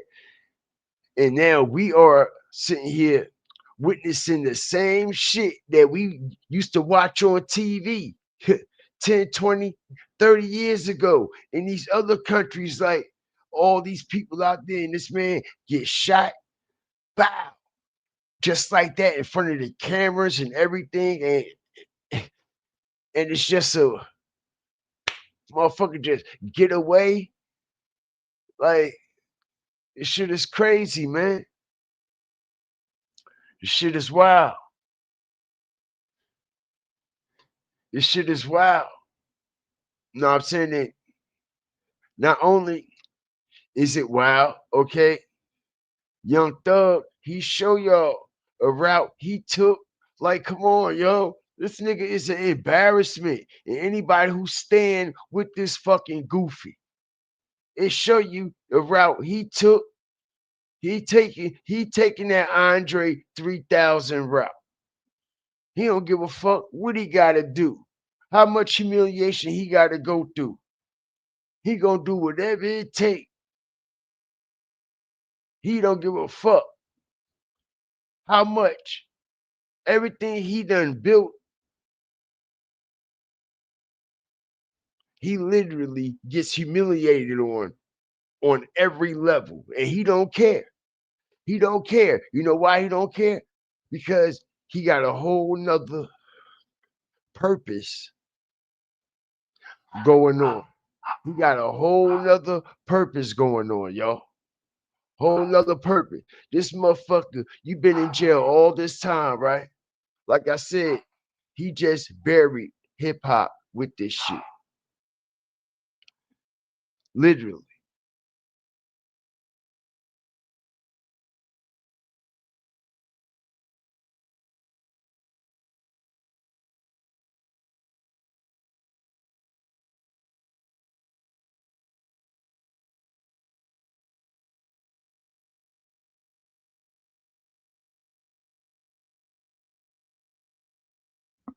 Get your ass in there, Icy. Now check this out. This man been down. Yeah, literally. Been down. All right. He been down. Then he been down. Took the plea. Was on trial for a whole RICO. All this and all that. All these snitch allegations. No, not allegations, because he really told some shit. Befriended the police. Ain't no telling what else this motherfucker done told the police that everybody don't know about, right? So he's still trying to keep this street credibility, right? Still coming up here doing these interviews, still making these diss tracks and all this and all that. And this is the type of album cover you come out with. This is the type of goofy shit you give the people that you want to support you. This the goofy shit, y'all. You see this, right? And he letting you know where he at. He let you know who he aligned himself with on the album when it first come on. Yo, the fucking album is so trash, y'all. When it come on, he's degrading black people in every shape, form, and fashion. All right, he's doing everything these people ask him to do. I believe it's some type of agenda that he's have to go through these humiliations because he ain't been doing nothing to get humiliated back to back to back to back to back to back to back back to back to back to back to back to back to back back to back to back to back to back to back to back. So he goes up here and he put all these. Not only do he make this his album cover, okay, with 6 posters, okay, 10.1 million followers, following 10. 0 has no value. So we have 63. Okay. But anyway, he posts this weird man shit, and then he go up here and post all these individuals and put these weirdos up here too, and let everybody know who also is a part of these plays that he is a part of, and who also down with the fucking program. Okay, and we know that shit that Cardi B just went through. We know she down with the program, right? I was just talking about that the other day. Out of all individuals, he put her up, right? But everybody seems to think because he's putting all these people up here is because all these people are on his album. Yeah, we know all that. Okay, but he's also sending a different message also by posting these individuals up here on his IG and the way he posted them. Because what other reason would you post them in this shape, form, and fashion for? Shout out everybody up in here, man. I appreciate y'all. I appreciate y'all, man, being up in here.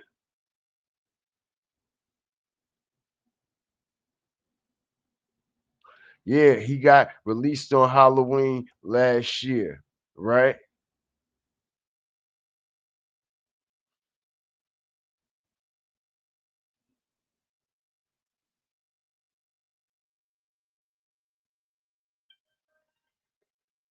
And like I said, I don't understand how this YFN Lucci shit is, yo, it's comical. It's comical, and you can tell it's all to sell records. Cause all this beefing and shit that y'all was supposed to be so-called doing and going through. Your big homie died, his big homie died, all these people that done went to jail, done lost their life. They just put a hit out on you less than a year ago, which proves the beef wasn't died down yet. And you go and do features with him and he do features with you, yo. It's weird. It's weird. And I'm not befriending nobody doing features with nobody who just put a hit out on my life. Not only in jail, but it was multiple times allegedly that it was a hit put out on YFN Lucci and the individuals that's under that whole YFN movement and whole moniker. All right. So we know how deep that shit go.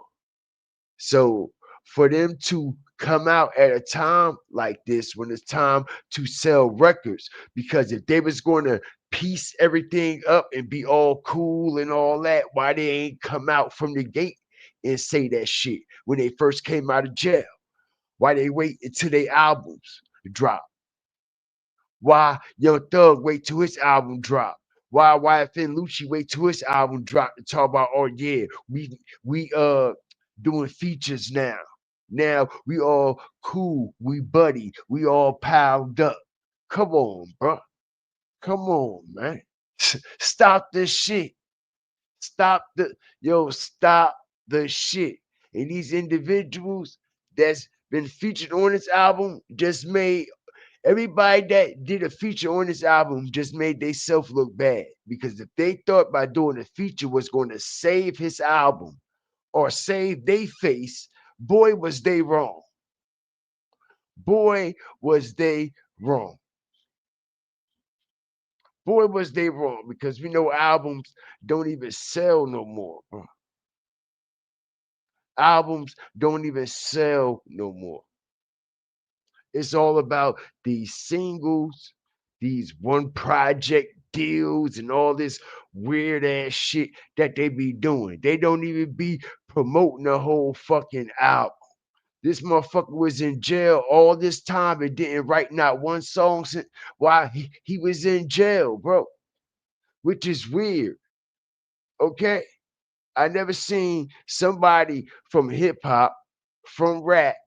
The shit is embedded in you because, like I was mentioning earlier at the beginning of this live, hip hop comes from a concrete place in a concrete environment. That's how that shit was created. Okay. So we know individuals that have came before YFN and the ones that we are accustomed to. When they do rap music, when they create, when they do their art, it's a way of escaping. You know what I mean? It's a way of escaping their conditions with reality. So they write. It's like therapeutic, just like poetry, strategic drop. So when you are in jail and you facing, you see what I'm saying? Time and your back against the wall. All right. And you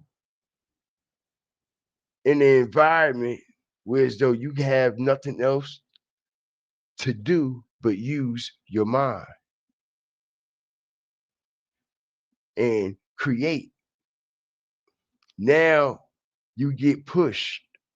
Now you get tested mentally, okay, to see where your creative skills are really at. And by you going through all the real life shit, trials and tribulations, it'll add to your creativity. It'll make it more authentic. You see what I'm saying? Some of the best rappers that ever did this done wrote their pain in music while they were incarcerated, right? But when it comes to YFN Lucci, on the other hand, I motherfucker said, man, I ain't write the whole time I was in there. I ain't write not one song, right? So I said, what? You ain't write not one song. So it made me think about it, all right? From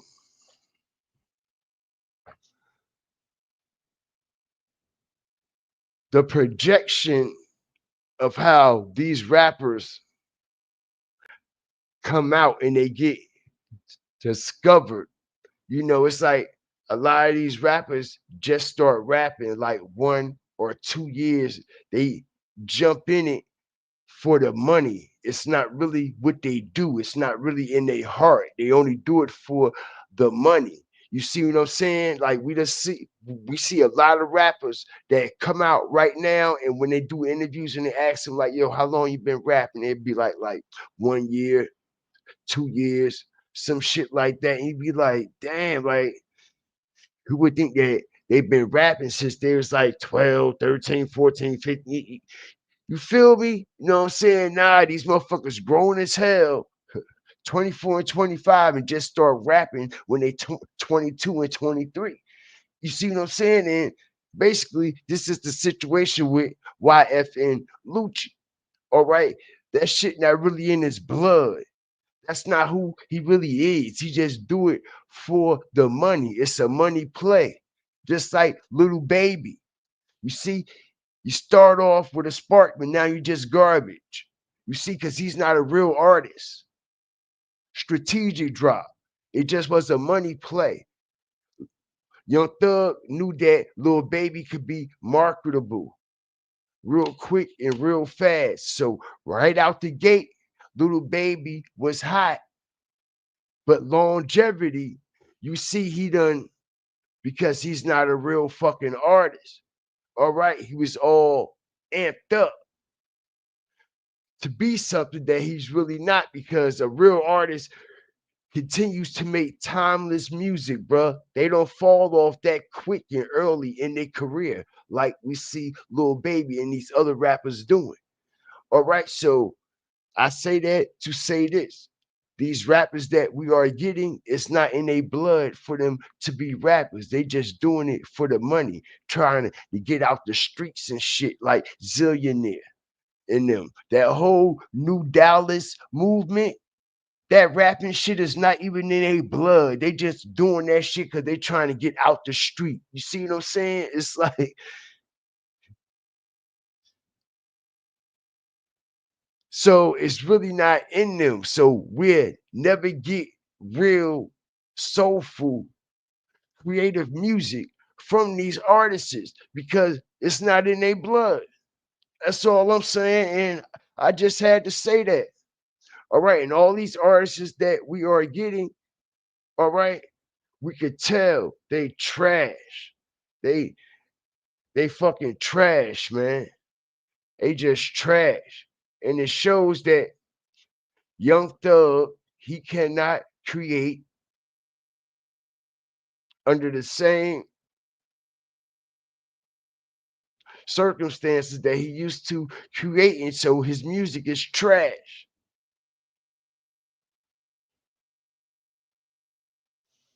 He's supposed to save hip hop, right?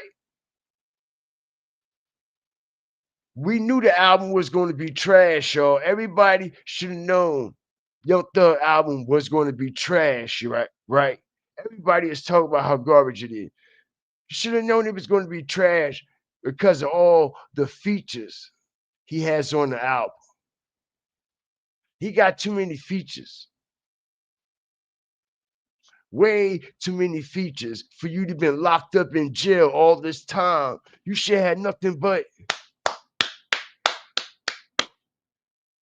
creative hot shit. You shouldn't even need nobody on these tracks. These shit should be flamed up. They should be calling you like, yo, I need to get on that shit. That's how that's supposed to go. So you could drop a fucking deluxe or some shit and add a couple of people. Niggas supposed to be calling you like, yeah, bro, you back. Yeah, that's the thug we talking about right there. Yeah, nigga, you supposed to have niggas on your dick calling you because you got something to prove. To show these niggas and everybody in rap that, bro, I still got this shit and I don't need nobody. Everybody gonna be calling me for these features again. Watch this shit. And he's supposed to went in the booth and did and created what he create, but he couldn't create it because he's not a real life creator. He wouldn't have needed all them motherfucking people that flopped his album.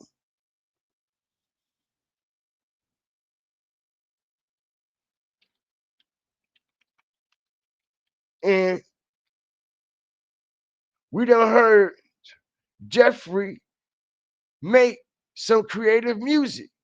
But now that he is being mentally challenged, can't smoke, can't do no drugs, can't drink, pop pills, syrup.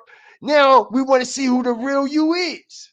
And we see the real you is some shit. You some shit. Y'all, these young niggas, y'all YNs, I hope y'all are listening. Or y'all gotta be all drunk, high, stupid, twisted out your mind, all perked up to make a song or a hot track or to be creative.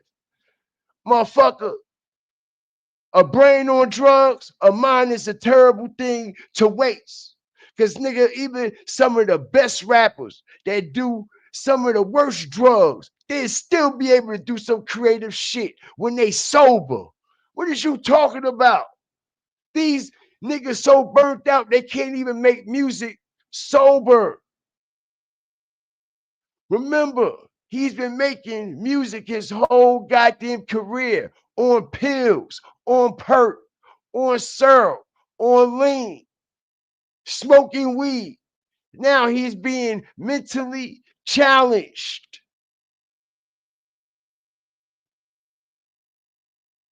His music trash, in the garbage, in the basement, in the basement, in the basement, in the basement, y'all.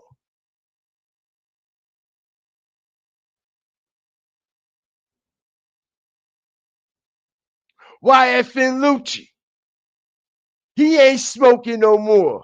He ain't drinking no more. He ain't popping pills no more. Strategic drop, music, new album, garbage.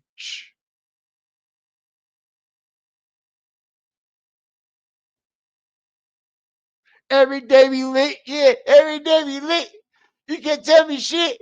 Remember I was broke, now I'm getting rich.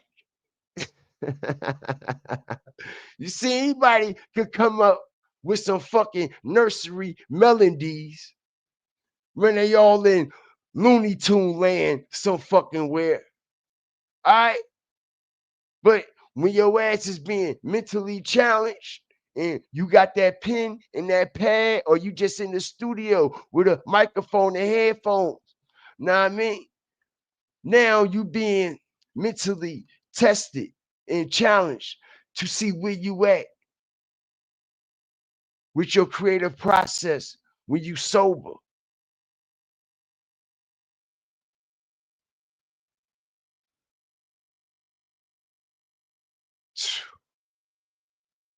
This says a lot. This says a lot. This says a lot Okay? We see Young Thug in these interviews, he look off. He don't even look himself. He don't even feel himself without him being high on all these drugs and shit. Okay? It's just a whoop-de-doo. And this motherfucker really go and make a track named Whoop-de-doo. Man, we can't.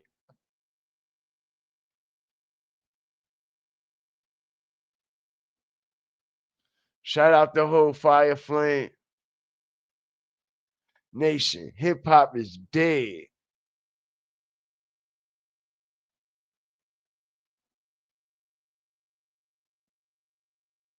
Hip hop is dead. No passion.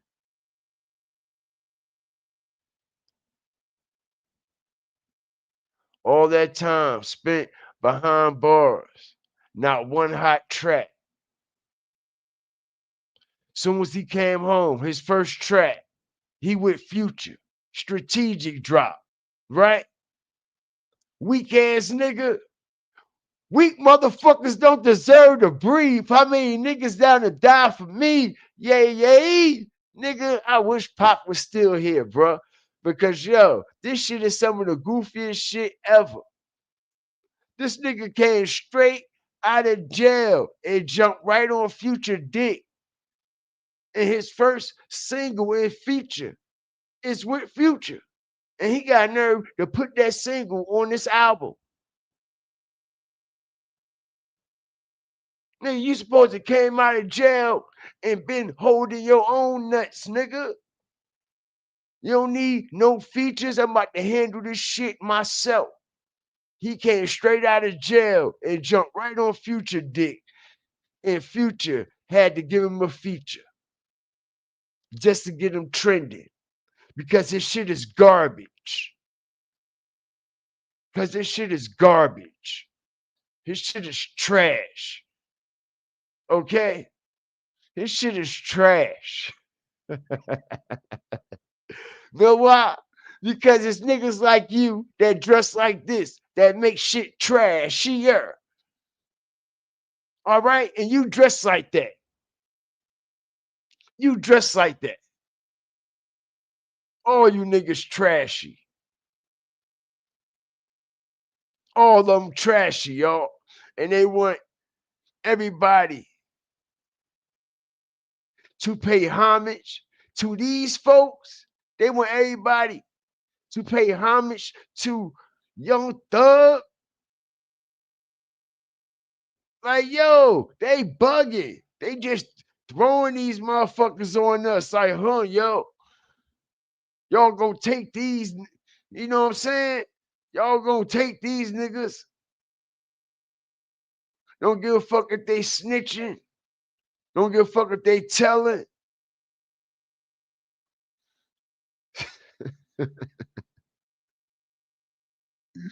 Shout out the whole Fire Flame Nation, man.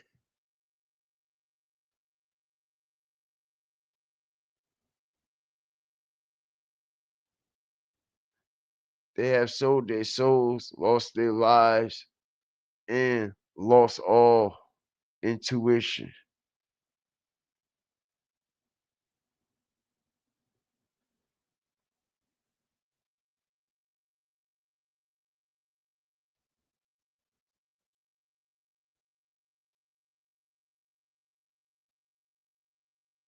Shit is wild. Shit is wild, man.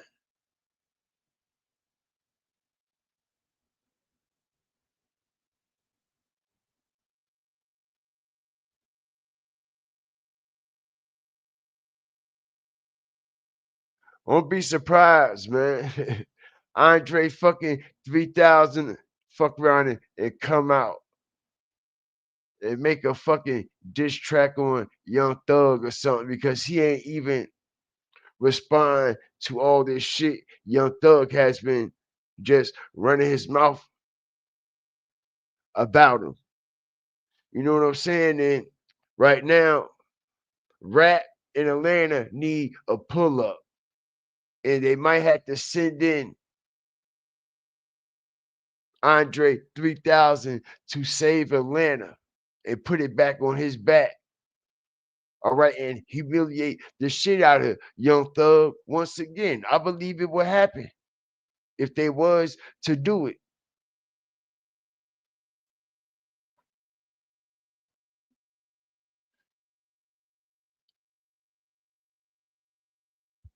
But shout out the whole Fire Flame Nation, man. Everybody up in here tonight, man.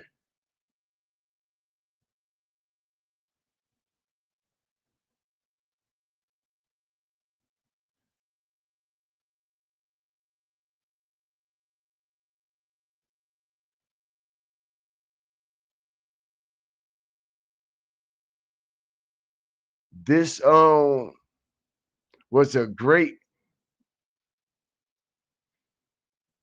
discovery here tonight as I try to take my content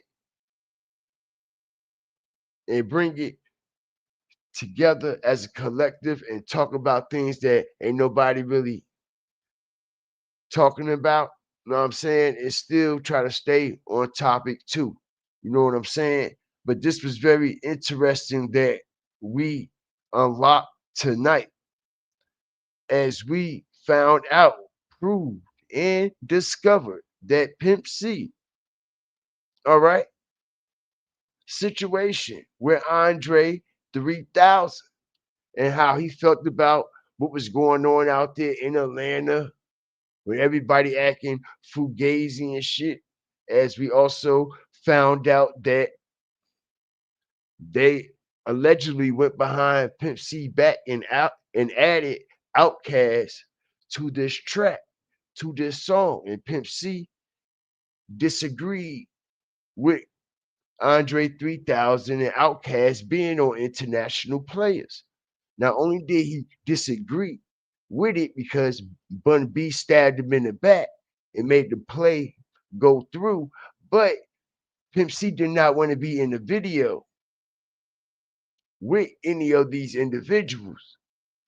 Okay, as we go back and do the strategic fire flame research and come to find out Pimp C wasn't in one scene with Bun B, all right, 3-6 Mafia, or anybody in this international players video. Okay, because like I said, we know that Pimp C was mentioning a lot about Atlanta and all that fugazi shit that was going on in Atlanta. Pimp C was speaking up on that. And I'm quite sure Pimp C, if he was speaking up on that, I'm quite sure he had a problem with the Andre 3000 situation as well. Okay? And that situation was coming out of Atlanta. So it ain't no secret. It ain't no secret.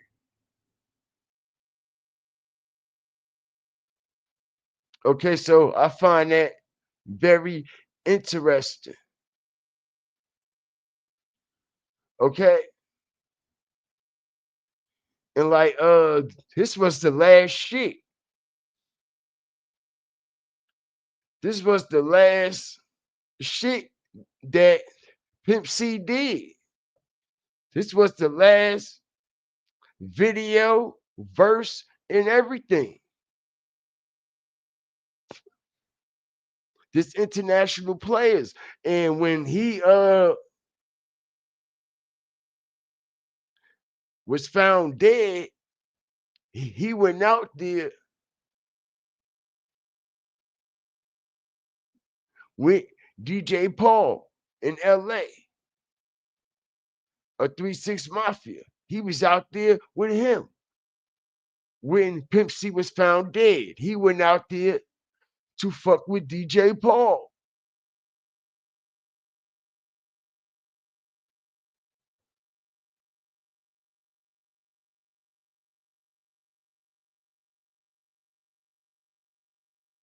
But yeah, man.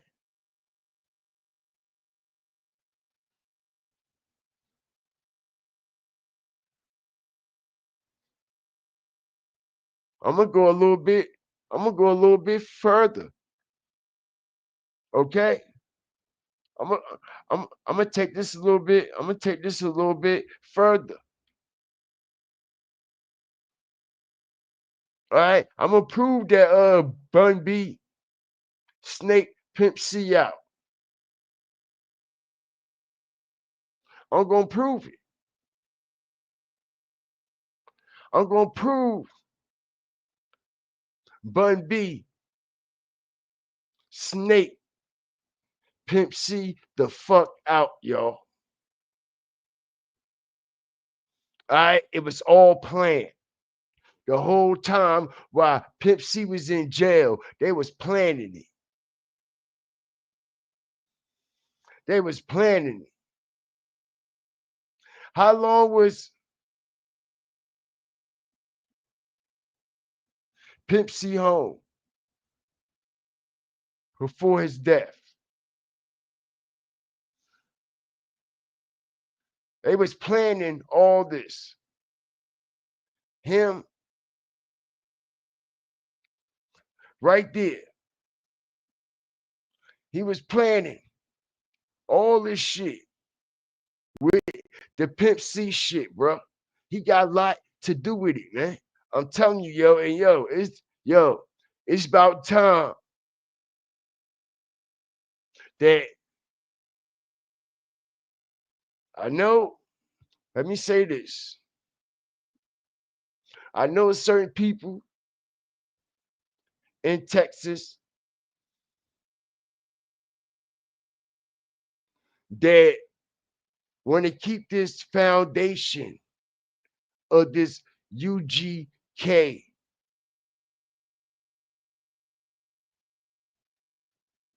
stability and everything that they brung to rap and hip hop. Everybody trying to keep that very settled. Everybody trying to keep the mold in place when it comes to UGK as a whole, meaning Pimp C and Bun B. But it's about time. All right? It's about to be 20 years coming up soon. All right? Shout out to Port Arthur as well. But it's about time for people down in Texas to start lifting that veil about what's really going on with Pimp C and the players and the people that were involved in how Bun B also was involved with snaking him the fuck out. Even down to paperwork, royalties, and everybody, and all that shit. Listen, man. Rap-A-Lot know what's going on. All right? Rap-A-Lot know what's going on. J. Prince Sr. know what's going on out there. All right? But you see, they've been trying to keep this mold in this UGK shit together as a historical hip hop movement. But I'm here to tell y'all, all right? All right? I'm about to Rubik's Cube this shit. All right? And I'm gonna put this shit together just like I did the Mo3 shit. I can promise y'all, because we got all the receipts. We got over 20 years of receipts. A lot of shit that people allow to go over their head and under their feet. And we got so much more. All right. But I'm gonna Rubik's Cube this shit. All right. And I'm gonna put this shit together. All right. Because I feel as though it's not enough being done or enough being said for so much so-called evidence that's supposed to be out there. I mean, like Come on, fucking Texas. Come on, Bun B. Come on, Rap a Lot. You mean to tell me your artists get found in a hotel room with candles and blood and shit everywhere, and y'all not really trying to really dig into that situation and question that? Like, come on, make it make sense. Y'all make yourself look suspect. Right?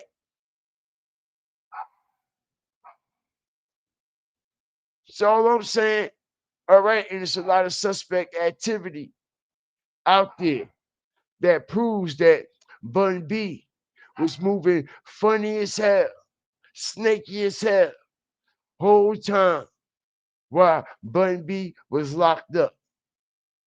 I mean, the whole time while Pimp was locked up, he was doing snake deals, doing snake shit behind Pimp C back.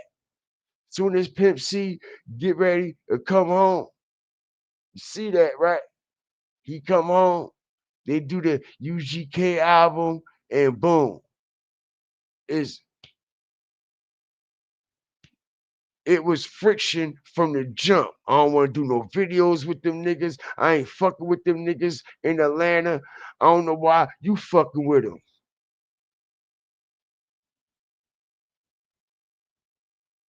But B ain't like that shit. A lot of motherfuckers that rap a lot ain't like that shit. Cause Pimp C spoke the truth, man. All right, but shout out the whole nation.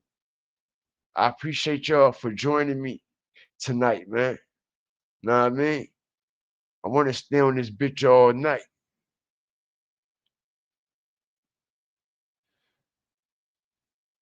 You two gonna start seeing a whole lot more of me. I'm telling you. That's one thing about this this content creating and being a streamer and things like that. Like, this is a 24-hour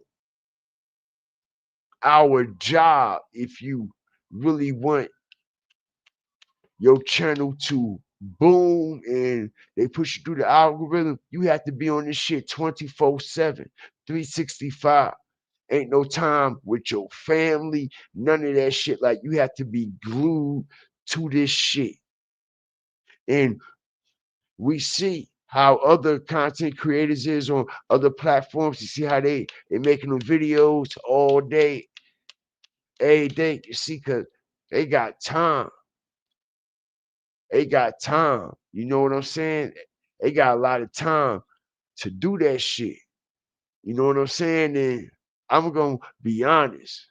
I'm trying to make as much time as I could. Know what I mean? To try to keep the channel active and things like that. But boy, it's hard to keep up. I'm telling you, it's like you have to be like you have to dedicate your whole life, everything. And I know that. Okay, because when I was breaking shit down and you in tune, man, listen, when I tell you, you have to separate yourself from your family and everybody, bro. That's a real, like, that shit is real. You know what I'm saying? And you have to make this right here your number one priority all day, every day. And the way the algorithm is moving now, man, if you're not active for 1 or 2 days or 3 days, they kick you. Pew! Right out the algorithm. They ain't trying to hear nothing you trying to say. Don't give a fuck if you got something else to do, if you got to go shopping, if you got to something to do with the family. They don't give a fuck. You two don't give a fuck about none of that. You know what I'm saying? But yeah, man. But I tell you, you really have to be mentally in the game when you doing this shit. You have to be mentally there, man. I'm telling you, like, You can't have no distractions. Nobody trying to interfere with nothing you got going on. Once you locked in, you locked in. You know what I mean? So this shit could take a mental toll on people as well, man. You know, but you listen, content creation is not easy, man. I'm trying to tell you. It's not easy. People and look at it from the outside looking in and they see it like, okay, they just up there, they just talking, they ain't doing shit. Okay, they pulling up shit, but yo, it's more than that. It's more than that. It's more than that. I'm telling you, it's more than that. And once you start doing it yourself, you'll see, like, oh shit, yo, this shit ain't like I thought. Yeah, that shit, it looked easy and all. Nah, man, like you gotta have the energy and all that shit. Know what I'm saying? This shit take a mental and physical toll on you, you know? So you gotta be able to take criticism and all that. You know what I'm saying? This is why some people they come on here, they can't take the criticism. We see some people crash out on this motherfucker. You know what I'm saying? This shit ain't for everybody, you know? But it's a lot of content creators out here that's doing their thing, man. I ain't even gonna cap, man. And I salute them.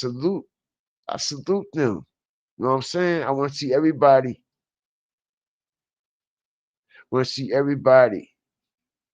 evolve, being able to put themselves in a position, take care of their family and shit like that. You know what I mean? At the end of the day, that's all right, you know. So I definitely respect that. You know what I'm saying? I definitely respect that, man. But shout out to everybody up in here, man. We about 3 hours in. I was gonna come live last night and fuck with y'all. You know what I'm saying? Just to get the spark back. But real life matters, make real life sense. Some shit came up. You know how that go, you know? Um, anybody got any questions? Why why GFTV here tonight in person and shit? And yo, I appreciate all the support, man. All the love, man. All the motivation. Thank y'all for inspiring me. Like I said, my journey is not over here. Trust me when I tell you this. Okay, I got something very strategic up my sleeve, man. Know what I mean? And if it's the most high will, everything will flourishing. You know what I mean? But we still got big things to do over here, man. You know what I'm saying? We still got big things to do over here. And my goal and my dream, okay, is to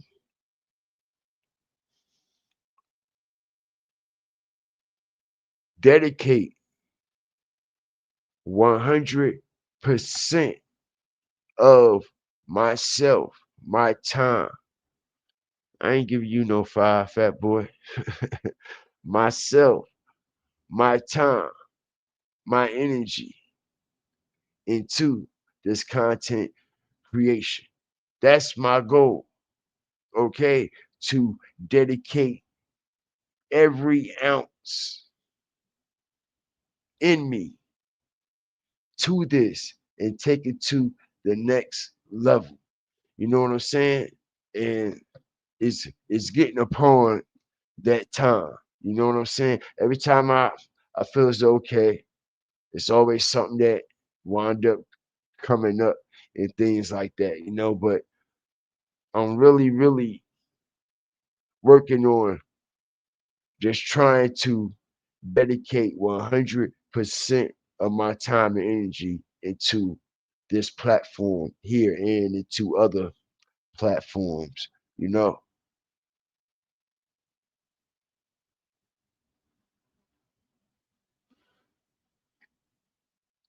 Yeah, I do some more Charlie.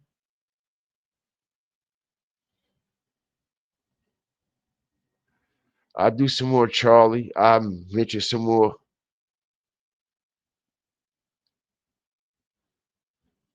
Charlie too, and shit that's going on with Candace Owens, and yeah, man, it's a lot, it's a lot, it's a lot going on, man. Candace Owens, boy, she a trick. She a trick.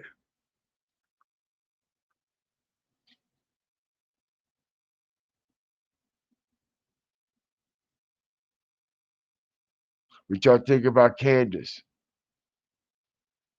Think Candace is telling the truth, trolling, or is she controlled?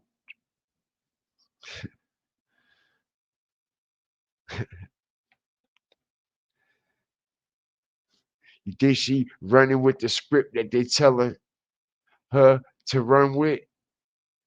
Candace Owens. Because all this shit that she talking about, man, listen. She just added fuel. She just added fuel to the division. That's what she did for.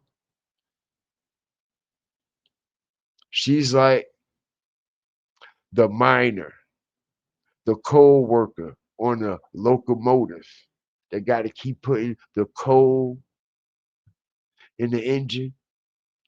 That's Candace Owens. She's in front of the locomotive. Shh. Face all black, smut, steaming everywhere. Shh. Shh. Shh. She stayed putting that she stayed putting that coal in that shit, man. That's what she doing. Putting a whole lot of coal and keeping the fire lit and burning, dividing the people, trying to get people up in the uproar and all this weird shit, man.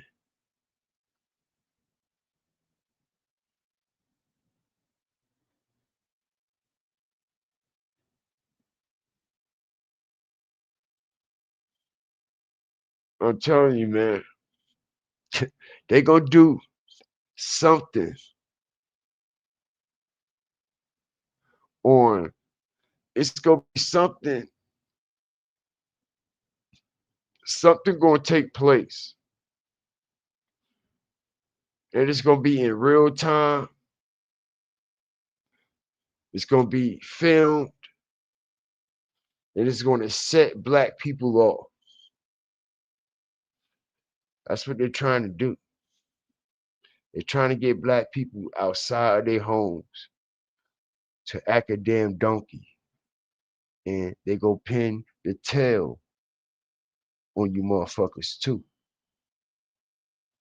Like I said, man, don't y'all go out there and act no motherfucking fool when that time comes, because I believe they're gonna do a public lynching. All right, they're gonna hang a black man in front of everybody. Watch what I tell you, yo. Watch what I tell you. I'm telling you.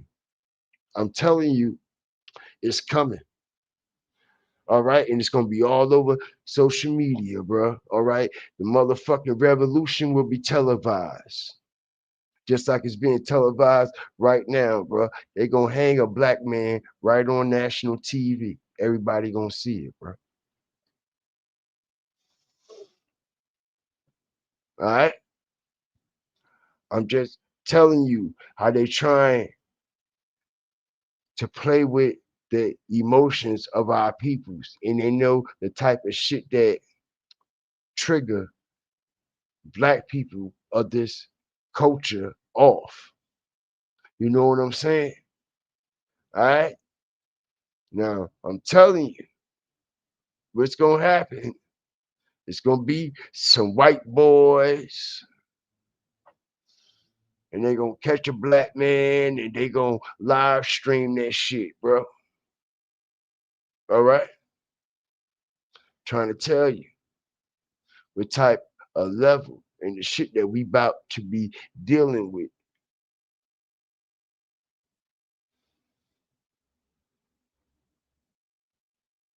They done put it in front of our face in every way possible, except that way. We done seen a black man get killed at the hands of a white man and a black man in every which way possible, except that lynching. All right? Now, I'm telling you, we starting to see more lynchings popping up in these towns in the United States of America. All right, and I'm saying this with the hair rising off the back of my neck and off the arm of my motherfucking skin. All right, I'm telling y'all what's gonna take place here in America, and it's gonna set some shit off. Now, like I said, over here, we biracial. Don't give a fuck if you black, white, or candy stripe, midnight gray, dark green, or blue. But some individuals ain't got the same heart as us. Some individuals ain't got the same soul as us. You know what I'm saying? Some individuals don't believe in the way of life like we believe, you know? And that shit has been embedded. Hate has been embedded in individuals, generation after generation after generation after generation. Now I'm saying it's people out there that really hate us and hate the color of our skin, bro. For real. Like they take that shit to the heart. That's their oath. That's what they've been taught since yay high. That's what they grandfather done instilled in that family and in that pipeline. You know what I'm saying? So everybody thinking this shit is a game. This shit ain't no game. A lot of these people that hate us, okay, they grandfathers in them, they ran plantations and shit, bro. A lot of these people that hate us, okay, and everything that we stand for in America, when I mean our people helped build this country through slavery. You see what I'm saying? Y'all be surprised of the generational links that's connected to certain individuals and how they really don't like the black people for real.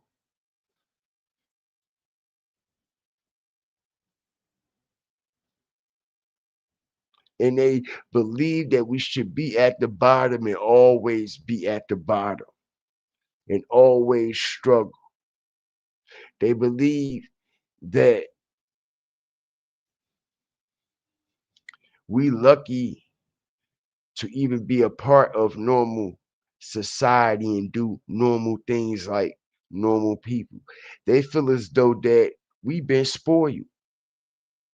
They feel as though we don't deserve the things that we have or the things that we're able to do. They feel as though that we don't deserve that. You know what they call individuals like that? Ungrateful niggers. Those ungrateful niggers. Those ungrateful niggers.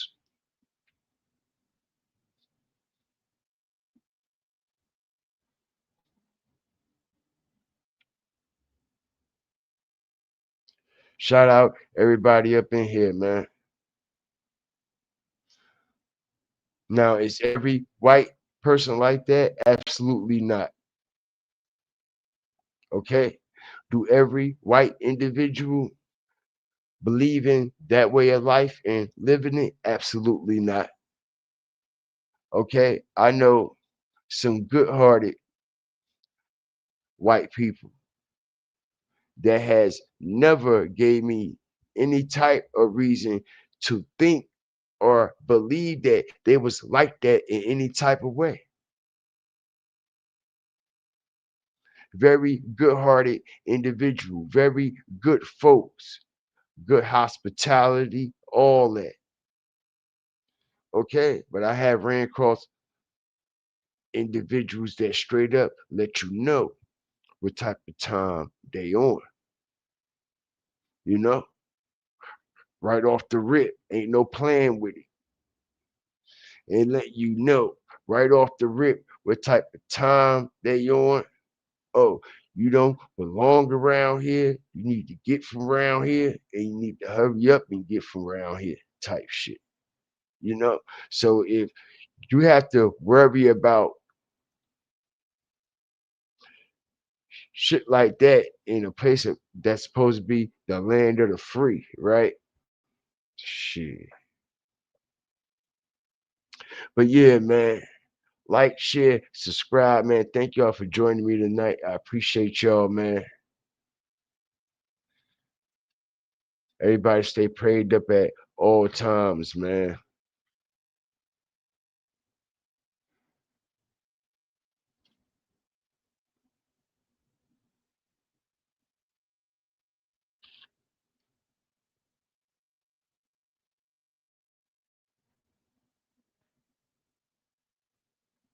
Cryptocurrency. That shit is dangerous too. You fuck around and get too much of that, they'll knock your ass off. Boom, boom, boom. You fuck around and event the wrong shit without their approval, they'll knock your ass off. Boom, boom, boom.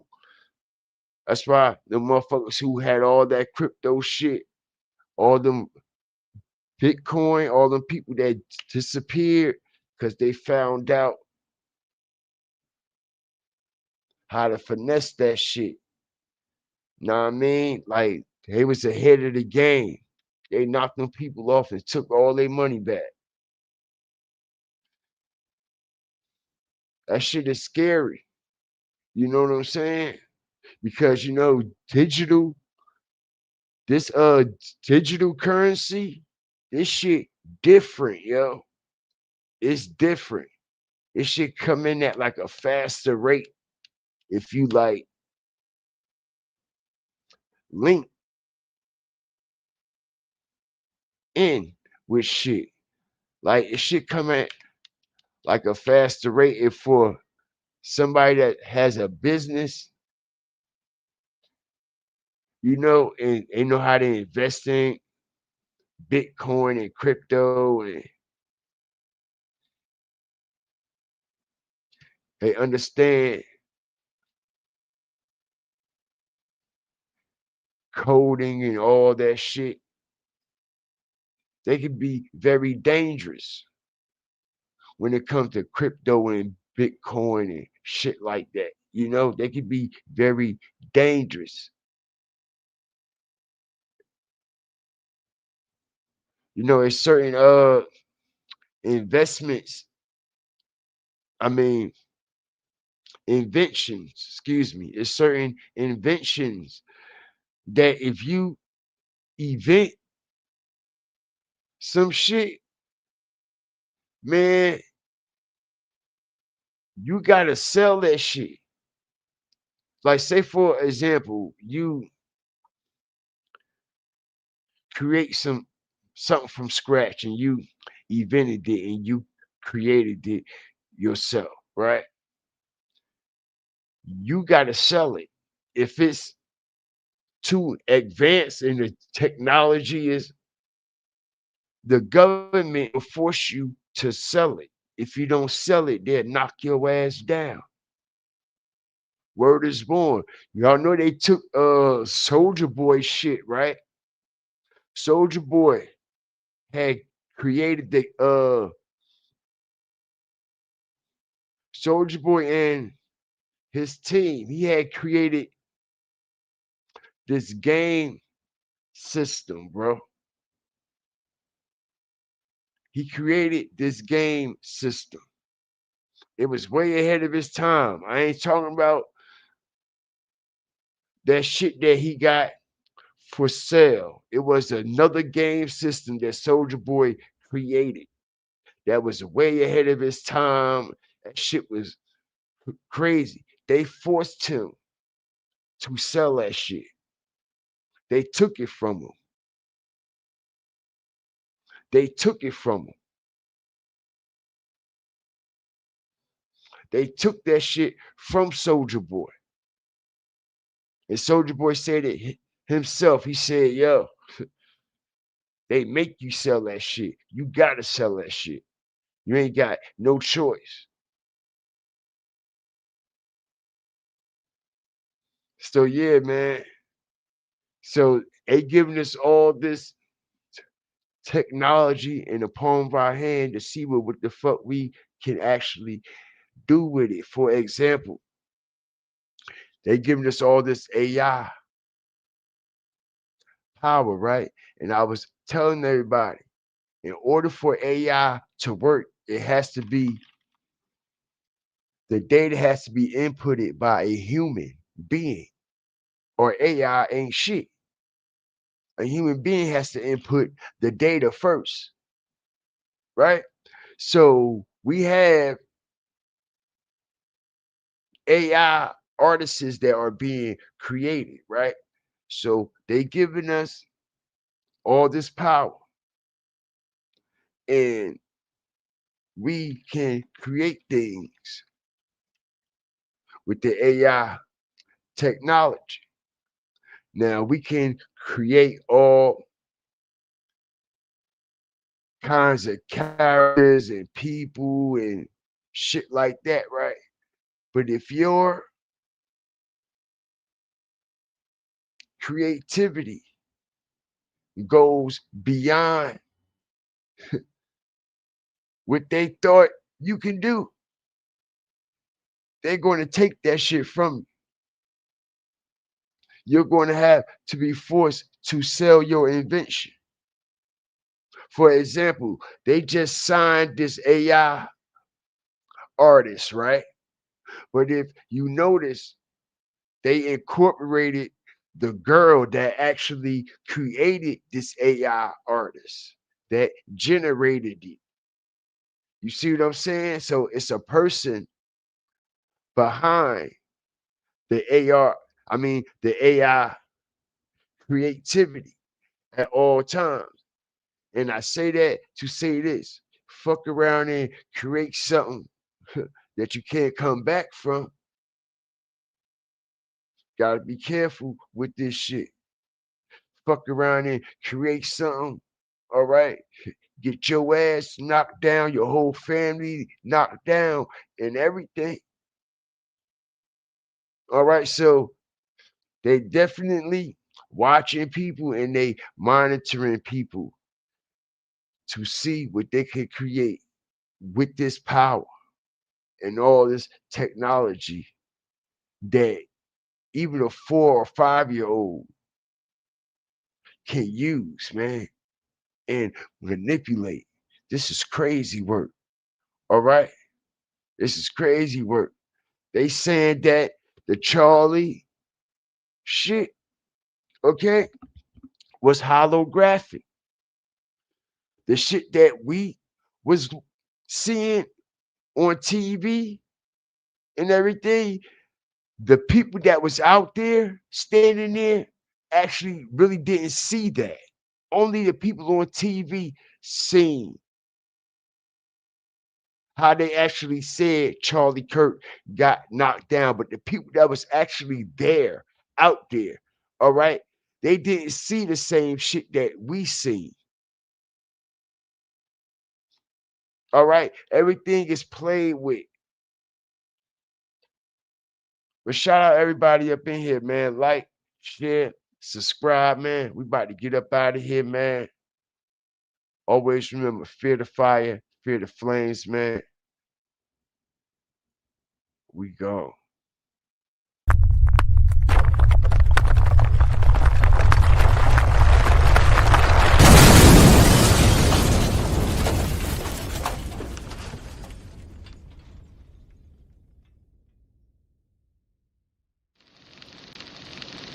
Fear the fire.